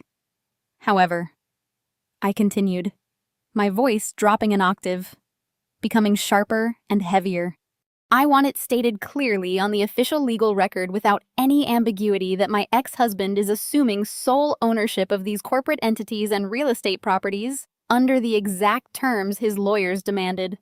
He is taking them strictly as is. He is willfully accepting these assets along with all attached and hidden financial liabilities, known and unknown, public and private. He takes the crown, and he takes every single shadow attached to it." Bradley let out a loud, mocking laugh. He waved his hand dismissively. "To him." My precise legal phrasing was nothing more than a pathetic attempt to save face in front of the gallery. He thought I was throwing around corporate buzzwords to make my surrender look like a calculated exit. He could not stand my composure, so he cut me off before I could finish. "Yes, obviously," Bradley barked, leaning over his heavy table and glaring at me with venom. "I take it all. I take the company, the house, and every single piece of paper attached to them. I built this empire, and I will not let you stand here and pretend you understand my business. Sign the paper and get out of my life." His attorney, Mr. Caldwell, chuckled softly. "Your Honor," Mr. Caldwell said smoothly, "my client fully understands the terms of the Assumption of Liabilities Clause. We drafted it ourselves to ensure a clean break. The petitioner is simply trying to secure the last word. We ask that the court accept the agreement as written so my client can finally move forward without further delay." Judge Carter looked down at Bradley with severe disapproval. She recognized his toxic pride perfectly. She picked up her pen, tapping it slowly against the thick stack of divorce documents. "Mr. Williams," the judge said, her voice dropping to a dangerously quiet pitch, "you are forcefully demanding that this court execute a binding waiver of financial discovery. You are explicitly demanding that you assume all corporate and personal assets exactly as they currently stand.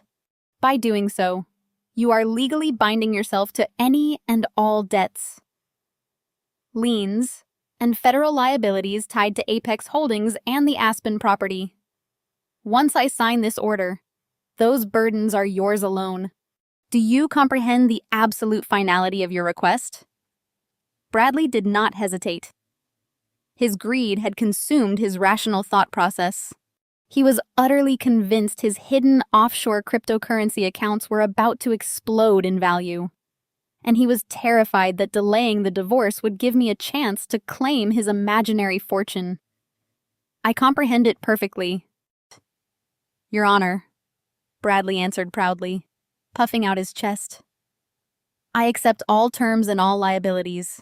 I want the decree finalized right now." Judge Carter stared at him for a long, heavy moment. She then turned her gaze back to me. She saw the absolute, unshakable calm radiating from my posture.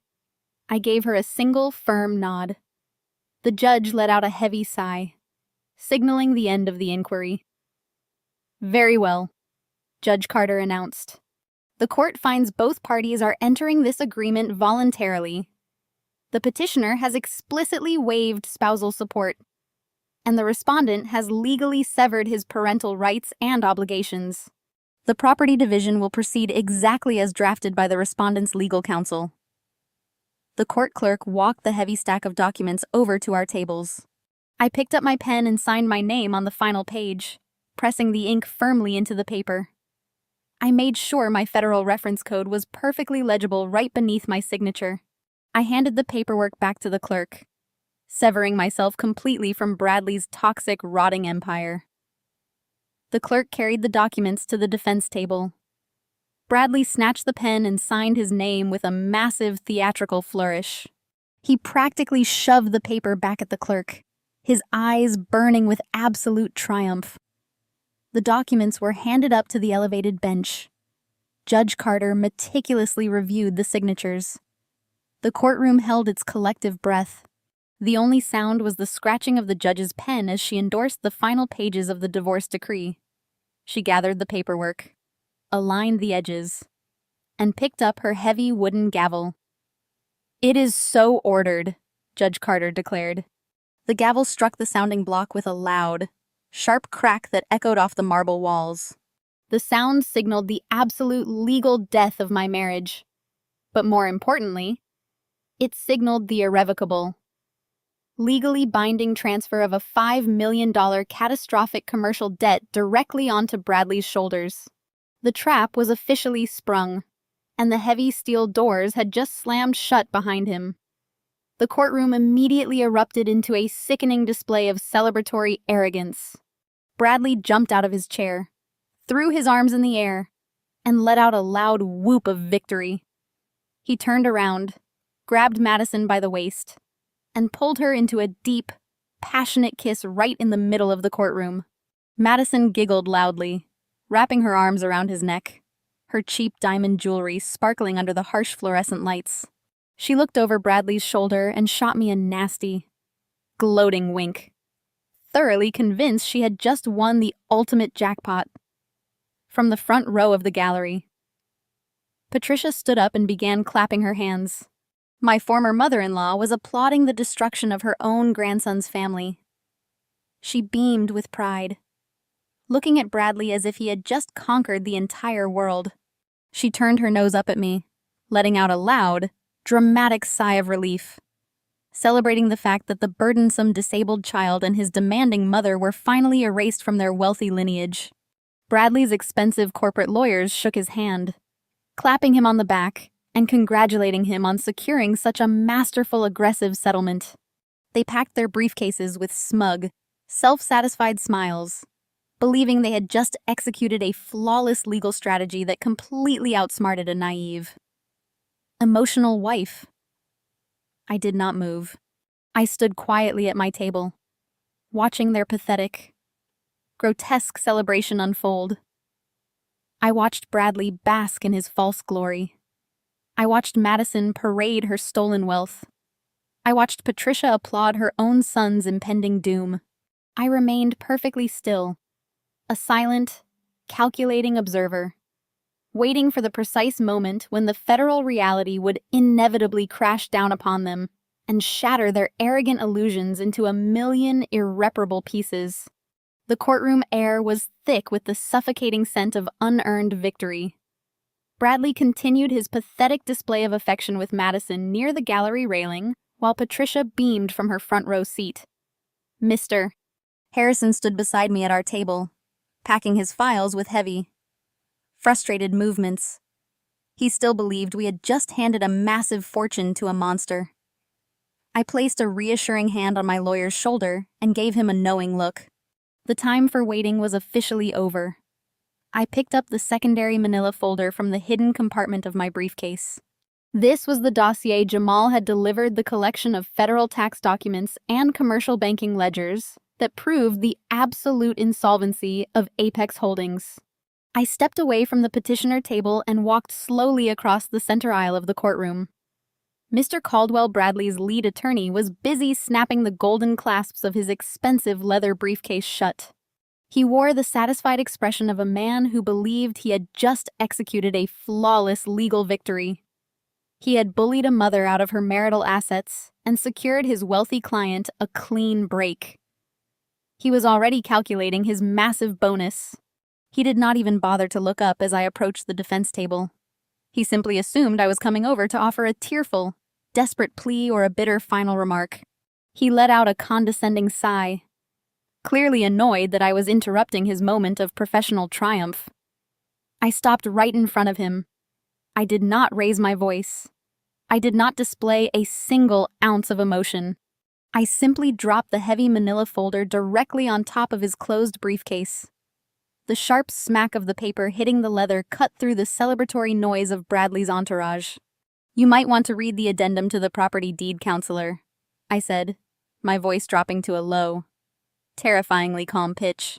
"And perhaps you should review the updated liability disclosures for Apex Holdings before you pop the champagne." Mr. Caldwell scoffed, rolling his eyes. He reached out to push the folder away. "Mrs. Williams, the judge has already signed the final decree. The assets are solely owned by my client now. There is absolutely nothing left to discuss, and no addendum you fabricated will change the ruling. I suggest you open this folder." I insisted, my gaze boring directly into his smug face. "Unless you want to explain to the federal court why you facilitated the transfer of fraudulent commercial assets without conducting basic due diligence." The word fraudulent made his hand freeze. As a high-priced corporate attorney, his entire career depended on maintaining a pristine legal reputation. The sheer confidence in my voice triggered a sudden, sharp alarm in his mind. He glanced over his shoulder to ensure Bradley was still distracted by Madison. Then, with visible reluctance, he flipped open the cover of the manila folder. The very first document staring back at him was the official default notice from the Commercial Lending Bank. It was heavily stamped and verified, detailing the catastrophic $5 million loan Bradley had taken out against the Aspen Mansion and Apex Holdings. Mr. Caldwell's eyes darted rapidly across the page. He read the cross-collateralization terms. He read the 90-day delinquency status. He turned to the second page, revealing the federal routing numbers that proved the loan principal had been wired entirely to an offshore cryptocurrency exchange, an exchange that had officially filed for international bankruptcy over a month ago. I watched the exact moment the devastating reality crashed down upon his legal mind. He realized instantly what the ASIS clause truly meant. By fiercely demanding that Bradley take total ownership of the LLC and the real estate without a financial audit, he had legally bound his own client to a bottomless pit of toxic debt. He had built a flawless legal cage and locked his client inside with a ticking bomb. The color completely drained from Mr. Caldwell's face, leaving his skin a sickly pale gray. A fine sheen of cold sweat broke out across his forehead. His breath hitched in his throat, and his hands began to shake violently. The papers rattled against the mahogany table as he desperately flipped through the remaining federal tax documents, searching for a loophole that did not exist. He saw the innocent spouse relief confirmation code I had appended to my signature. He realized I was completely legally insulated from the fallout. He had been completely outsmarted by a senior forensic auditor. Bradley finally pulled himself away from Madison. He strutted back toward the defense table, buttoning his bespoke suit jacket with a look of supreme arrogance. He expected to see his lawyer packing up, ready to head to a lavish celebratory lunch. Instead, he found Mr. Caldwell gripping the edge of the table, his knuckles white, his eyes wide with absolute terror. Bradley frowned, his celebratory mood faltering for a fraction of a second. "What is going on here?" Bradley demanded, shooting me a look of pure venom. "What did she hand you?" "Tell her to get out of our way. Caldwell, we are done here." Mr. Caldwell did not immediately respond. He could not tear his eyes away from the catastrophic banking ledgers. His hands were trembling so severely that he dropped the folder back onto the desk. The papers spilled out, revealing the bright red federal stamps. Caldwell Bradley barked, stepping closer and slamming his hand on the table. "What is wrong? Why are you shaking?" Mr. Caldwell slowly looked up. The arrogant, slick corporate lawyer was gone. In his place was a man looking at a guaranteed malpractice lawsuit and the total financial annihilation of his client. He swallowed hard, his voice barely a terrified whisper that carried through the suddenly quiet courtroom. "Bradley, Mr." Caldwell choked out his eyes, darting frantically between the documents and my ex-husband. "You did not read the commercial loan defaults. The cryptocurrency exchange went bankrupt. The money is entirely gone. You forced her to sign the waiver of discovery. You demanded the company as is. Bradley, you just assumed $5 million in toxic federal debt." My voice cut through the stunned silence of the courtroom like a blade of solid ice. "Congratulations, Bradley," I said, projecting my words so every single person in the gallery could hear the absolute finality of his ruin. By forcefully taking 100% of Apex Holdings under the assumption of liabilities clause, and by explicitly demanding that we waive financial discovery. You just legally absorb the $5 million offshore loan you defaulted on 90 days ago. You thought you were protecting a massive cryptocurrency windfall. Instead, you just shackled yourself to a rotting financial corpse. Bradley stood completely paralyzed. The arrogant smirk that had been plastered across his face just moments earlier melted away, leaving behind a mask of pure, unadulterated panic. He looked frantically at his lead attorney, Mr. Caldwell, demanding an explanation. "Fix this," Bradley commanded, his voice cracking with sudden terror. "Tell the judge there has been a mistake. Tell her I did not agree to take on fraudulent debt. Tear up the divorce decree right now." He reached across the heavy mahogany table, trying to grab the manila folder from his lawyer's trembling hands. Mr. Caldwell physically recoiled from his own client, backing away from the table as if Bradley were suddenly infectious. "I cannot fix this, Bradley," the lawyer stammered, wiping the cold sweat from his forehead. "You explicitly instructed our team to bypass the audit. You demanded the asset transfer exactly as is. You signed the final decree under oath in a federal courthouse. The judge just struck the gavel, making it a legally binding order. You own the company, and you own every single cent of that toxic debt. There is absolutely no legal mechanism to reverse a finalized judgment that you aggressively championed." A collective gasp rippled through the gallery. Patricia, my former mother-in-law, dropped her designer handbag onto the hard marble floor. The sharp clatter echoed loudly, but she did not even flinch. Her face turned a sickly shade of ash gray as she stared at her golden child. The successful billionaire real estate developer she had been bragging about to her elite country club friends was suddenly exposed as a massive fraud, drowning in insurmountable commercial debt. Madison, the young mistress wearing the stolen $15,000 dress, gripped the wooden railing of the gallery, her eyes darting nervously around the room. "You thought you were so incredibly brilliant, Bradley," I continued, stepping out from behind the petitioner table. "You forged my signature on those commercial loan documents because you knew I would never consent to leveraging our paid-off home for an unregulated offshore gamble. You believed you could bully me into giving up everything to keep my son. You assumed my exhaustion as a mother made me blind to your financial crimes. But I am a senior forensic auditor.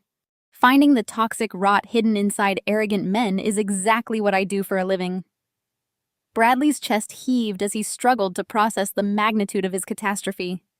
"You are on that loan, too." "Natalie!" he yelled, pointing a shaking finger at me. "It was taken out during our marriage. The bank will come after you, just like they will come after me." I smiled a cold, calculating smile that made him take a physical step backward. "No, Bradley, they will not. By rushing this divorce, forcing the discovery waiver, and securing my signature under the documented condition of concealed liabilities, I automatically qualified for the Innocent Spouse Relief Program. The federal government recognizes you acted alone. I am completely insulated from your fraudulent fallout, I declared. But that is not even the best part of your spectacular defeat today. You see? Bradley, your massive ego and your deep cruelty just saved my son's life. Bradley stared at me, his eyes wide with desperate confusion. You stood in this courtroom on the official record and called your own flesh and blood a defective lost cause. You explicitly and voluntarily severed all of your parental rights because you were absolutely terrified that Leo's medical bills would drain your imaginary fortune. I took a slow, deliberate step closer to him. And because you permanently severed your parental rights on the record today. You cannot touch the $2 million blind trust my grandfather left exclusively for Leo's medical care. The entire courtroom went dead silent. The very trust I was waiting to unlock until you were legally out of our lives is now completely safe from your greedy hands. My grandfather knew exactly what kind of man you were. He specifically structured that medical trust so that any parent with a legal claim could potentially access the principal. If I had unlocked that money while we were still married, or while you still maintained legal custody, you would have drained every single penny to pay off your catastrophic crypto debt. You would have stolen Leo's hearing all over again just to save yourself. So, I kept it completely hidden. I let you think I was entirely destitute. I let you think I was begging you for a temporary extension on his specialized health insurance.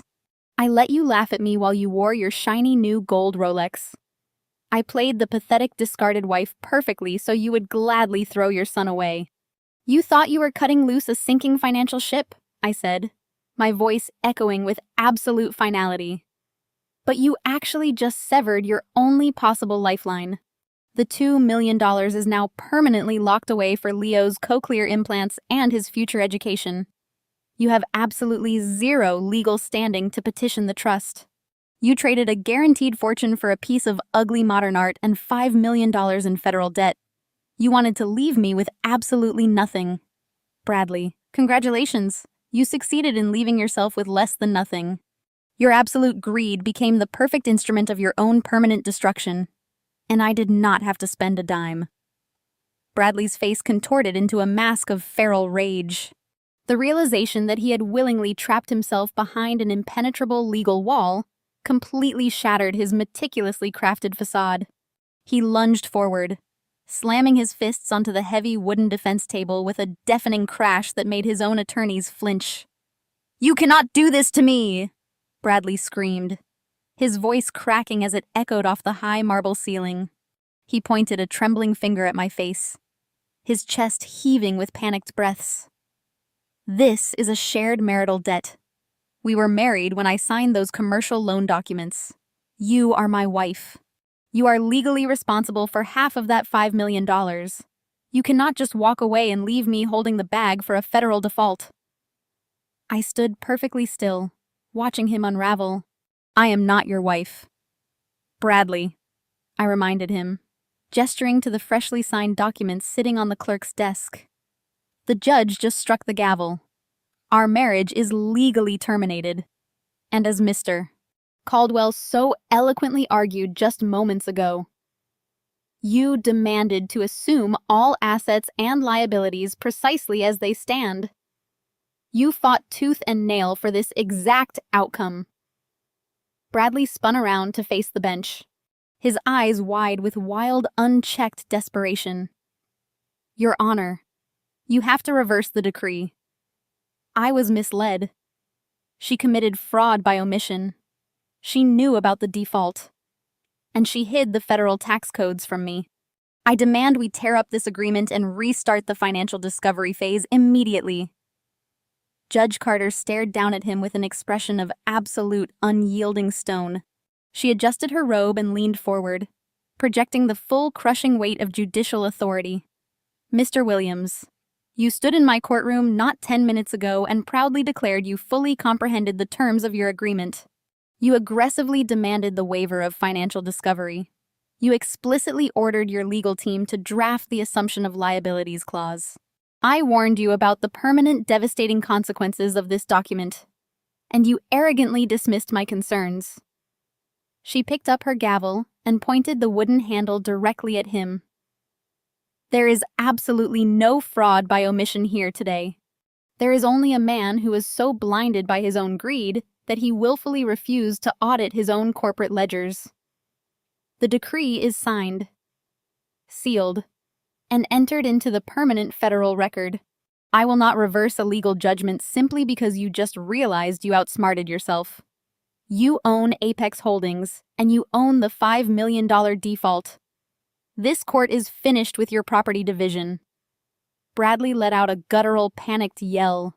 He grabbed his lead attorney by the lapels of his expensive suit, shaking him violently. Do something. Caldwell, file an injunction. Call the commercial bank. We have to freeze the transfer before they lock the accounts. Mr. Caldwell aggressively shoved Bradley's hands away, smoothing his ruined suit jacket. The lawyer's face was still a sickly pale gray. I cannot do anything. Bradley.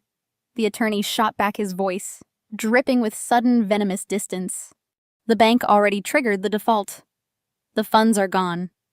And since you just absorbed $5 million in toxic debt, it means you have absolutely zero liquid capital to pay my firm's retainer. I am formally withdrawing as your legal counsel effective immediately. The betrayal from his own hired gun sent Bradley stumbling backward. He looked around the courtroom wildly searching for any remaining lifeline. His eyes darted to Madison, but she was shrinking back against the gallery wall, clutching her stolen diamond necklace as if she were trying to shield herself from the blast radius. It was at this exact moment of total chaotic collapse that the heavy wooden doors at the back of the courtroom swung open. Jamal stepped out from the last row of the gallery. My brother-in-law moved with the terrifying, purposeful stride of an apex predator who had finally cornered his prey. His dark suit was immaculate. His large, imposing frame commanded immediate authority. The courtroom fell completely silent as he walked straight down the center aisle. He bypassed the murmuring spectators, his heavy leather shoes striking the marble floor with deliberate, measured thuds. Jamal reached the low wooden divider that separated the gallery from the legal tables. He did not ask for permission to pass. He unlatched the swinging gate and stepped directly into the restricted legal arena. Bradley's remaining junior lawyers immediately tensed instinctively, taking a step back from the massive, furious man approaching their table. Bradley turned around, his eyes wide with confusion. "Who the hell are you?" Bradley demanded, attempting to muster a shred of his former arrogance. "Get out of here. This is a closed legal proceeding." Jamal did not raise his voice. He did not need to. He stopped 3 feet away from Bradley, reached inside his perfectly tailored suit jacket, and pulled out a solid leather credential case, with a swift, practiced motion. Jamal flipped the case open, flashing a heavy, gleaming gold shield. "I am Special Agent Jamal Reynolds with the United States Internal Revenue Service Criminal Investigation Division." Jamal announced his deep voice, resonating with absolute, uncompromising federal authority. The remaining color drained from Bradley's face. He stared at the federal badge as if it were a loaded weapon pointed directly at his chest. In the gallery, Patricia let out a loud, strangled gasp, clapping her hand over her mouth. "Bradley Williams." Jamal continued snapping the credential case shut and slipping it back into his pocket. "As the now legally confirmed sole owner of Apex Holdings, you are officially under federal investigation for wire fraud, cross-collateralization forgery, and massive federal tax evasion.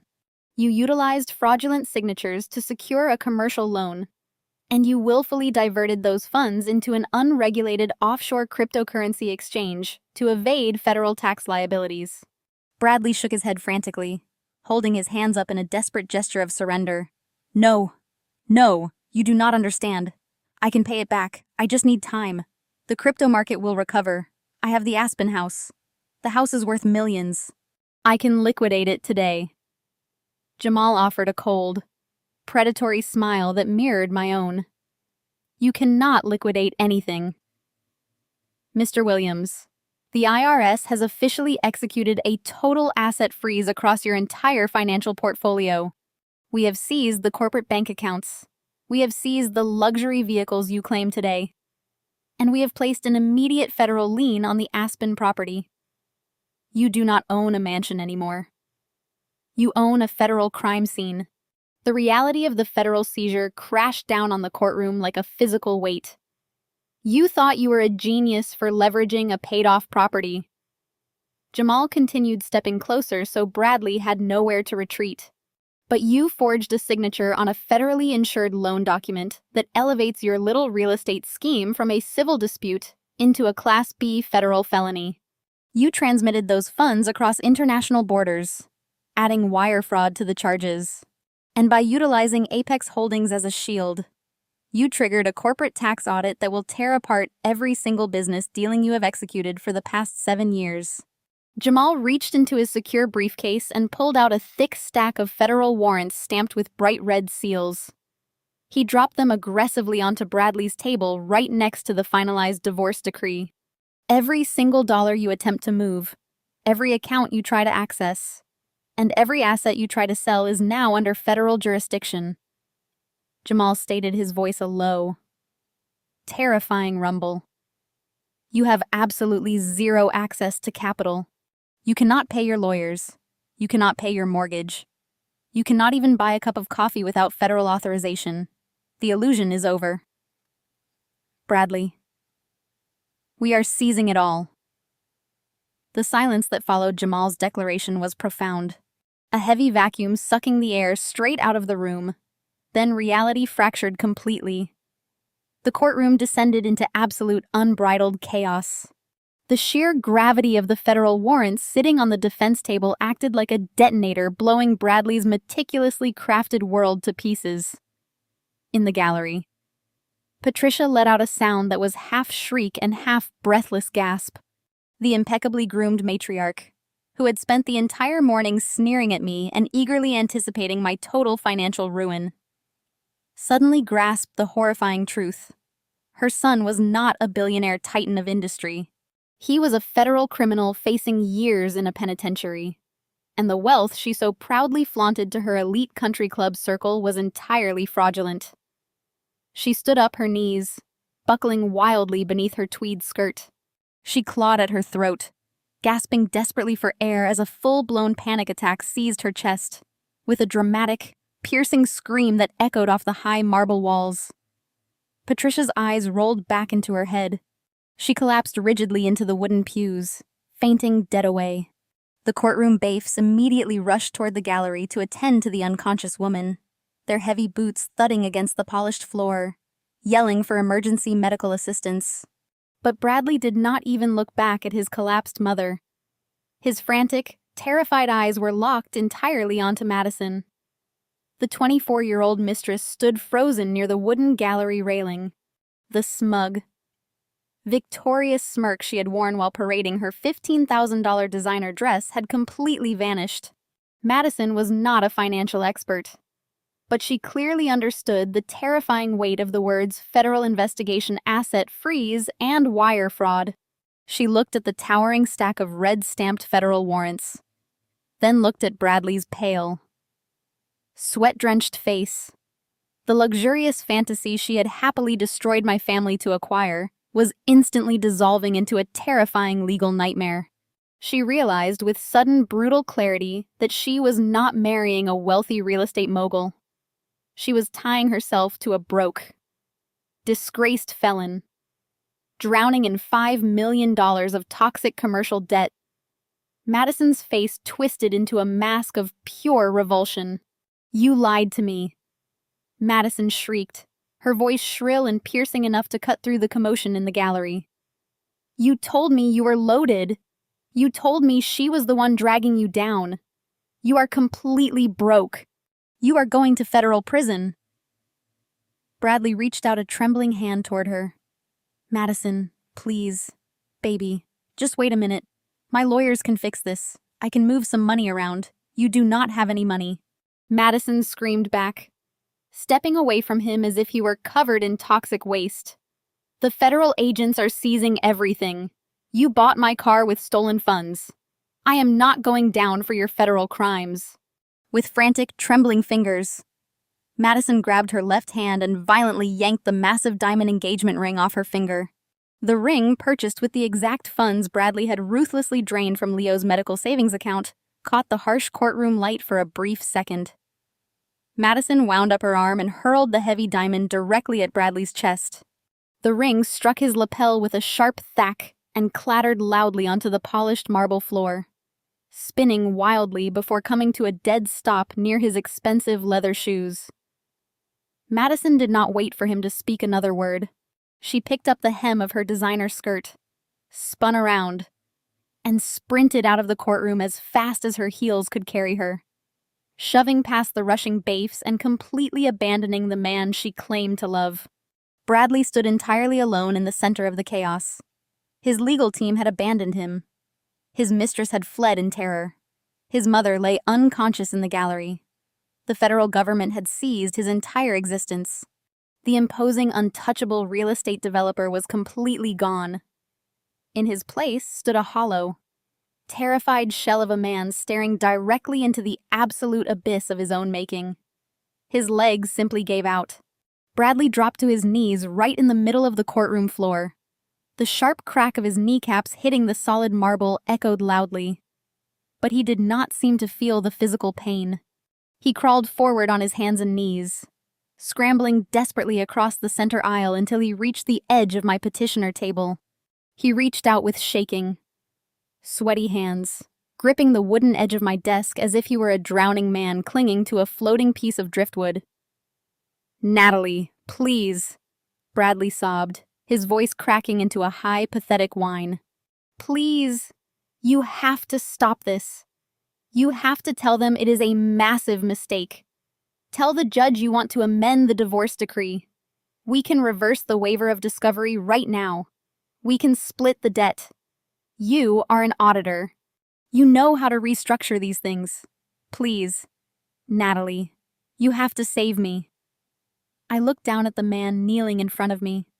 Tears were streaming freely down his face, completely ruining his perfectly styled appearance. Snot ran from his nose.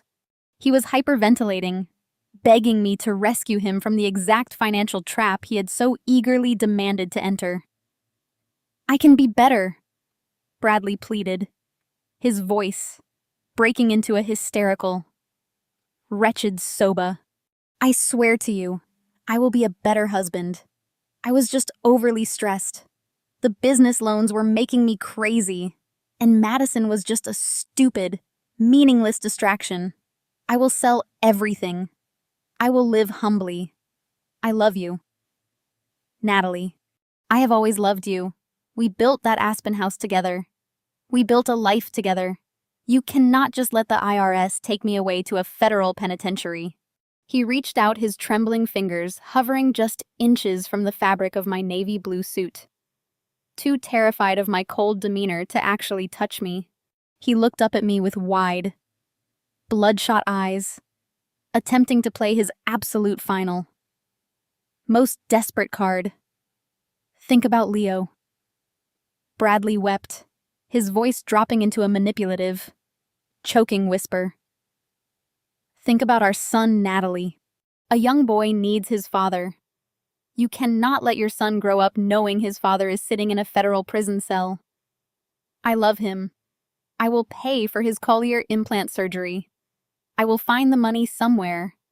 I will be a real, dedicated father to him.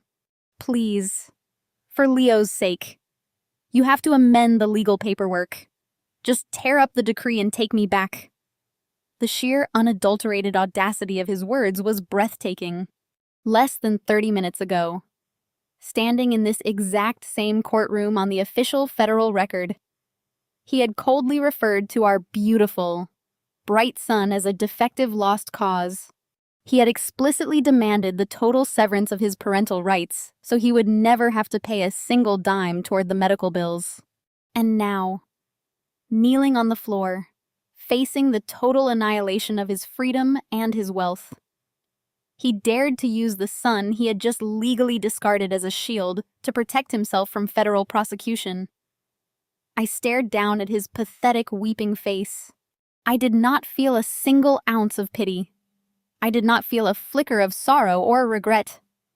My heart remained as cold and precise as the financial ledgers I audited every single day. I had meticulously planned this execution, and I was going to finish it. I looked down at the pathetic broken man kneeling on the marble floor. He was clutching the hem of my tailored suit jacket, his knuckles white, his face smeared with tears and desperation. This was the same man who had confidently paraded his mistress through the halls of the house I designed. The same man who had stolen the very funds necessary to grant our son the gift of hearing. The same man who had just legally and permanently discarded his child on the federal record because he thought a disabled boy would damage his wealthy aesthetic. I stepped back, forcing his hands to drop from my clothing. I looked down at him without a single shred of empathy. My voice was calm, steady, and loud enough for the approaching Baifs to hear perfectly. I told you.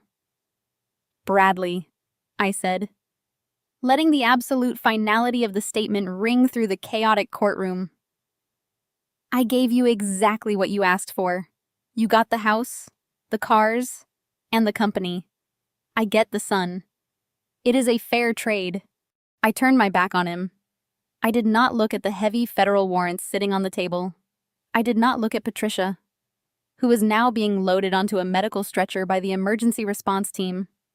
I looked directly at Jamal. My brother-in-law gave me a firm, respectful nod. Jamal stepped forward, his federal badge gleaming in the harsh light.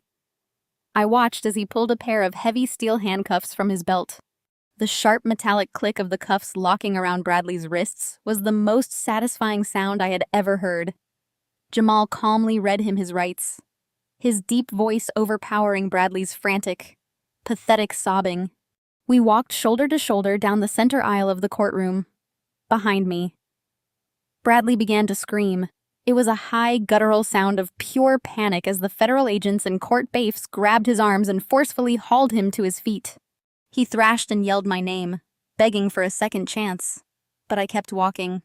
I pushed through the heavy wooden double doors and stepped out into the crisp, quiet hallway, leaving the rotting remains of my marriage locked inside that room forever.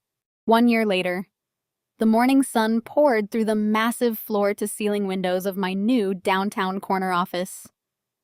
The frosted glass door bore a sleek silver logo that read, Williams Forensic Auditing, after the spectacular public collapse of Apex Holdings. My professional reputation had skyrocketed. Corporate boards across Chicago realized that if I could legally and flawlessly dismantle a $5 million federal fraud scheme orchestrated by my own husband, I was exactly the kind of relentless auditor they needed to protect their assets. My consulting firm was fully booked for the next 2 years, and I was currently expanding my team to handle the massive influx of high-profile clients. I sat behind my custom glass desk, sipping a hot cup of black coffee, reviewing a quarterly risk assessment for a major tech company. The crushing anxiety of living in a noisy, freezing apartment was nothing but a distant memory. I had purchased a beautiful, quiet home in a safe suburban neighborhood. There were no rattling trains or freezing drafts, just a massive fenced backyard where Leo could run and play without a single worry. The transition from survival mode to actual thriving life was miraculous. I was completely financially independent, professionally respected, and most importantly, entirely free. The heavy office door swung open. The sound of rapid, joyful footsteps echoed across the polished hardwood floor. I looked up from my financial reports and smiled as my son bounded into the room. Leo was 7 years old now, taller, stronger, and practically vibrating with vibrant, happy energy. He ran straight around the desk and threw his arms around my neck, burying his face in my shoulder. Nestled securely behind both of his ears were his brand new, fully paid for collar implants. The surgery had been a complete and total success. The $2 million blind medical trust, perfectly insulated from Bradley's greed, had easily covered the specialized operation, the top-tier surgical team, and the extensive ongoing speech therapies. Leo pulled back and looked directly into my eyes. He did not need to use his hands to communicate his feelings today. He took a deep breath, focusing his developing vocal cords, and spoke aloud. His voice was bright, clear, and absolutely beautiful. "I love you, Mom," Leo said, pronouncing every single syllable with careful, deliberate pride. Tears pricked the corners of my eyes, but they were tears of overwhelming triumphant joy. "I love you too, my sweet boy," I replied, pulling him into another fierce embrace. I had fought a brutal psychological war against a ruthless enemy specifically for this exact moment, and I had won everything that truly mattered. While Leo ran over to the large windows to watch the city traffic below, I picked up my digital tablet from the desk. A breaking news alert flashed across the financial section of the Daily Times. The headline was bold and uncompromising. I read the text with a profound sense of closure. Bradley sentenced to 7 years in federal prison, Aspen Mansion auctioned off to pay federal debts. The article detailed how the federal government had systematically liquidated his entire fake portfolio. The custom-built Aspen Mansion, the property he loved more than his own son, had been sold at a public foreclosure auction for a fraction of its value, just to satisfy the commercial bank.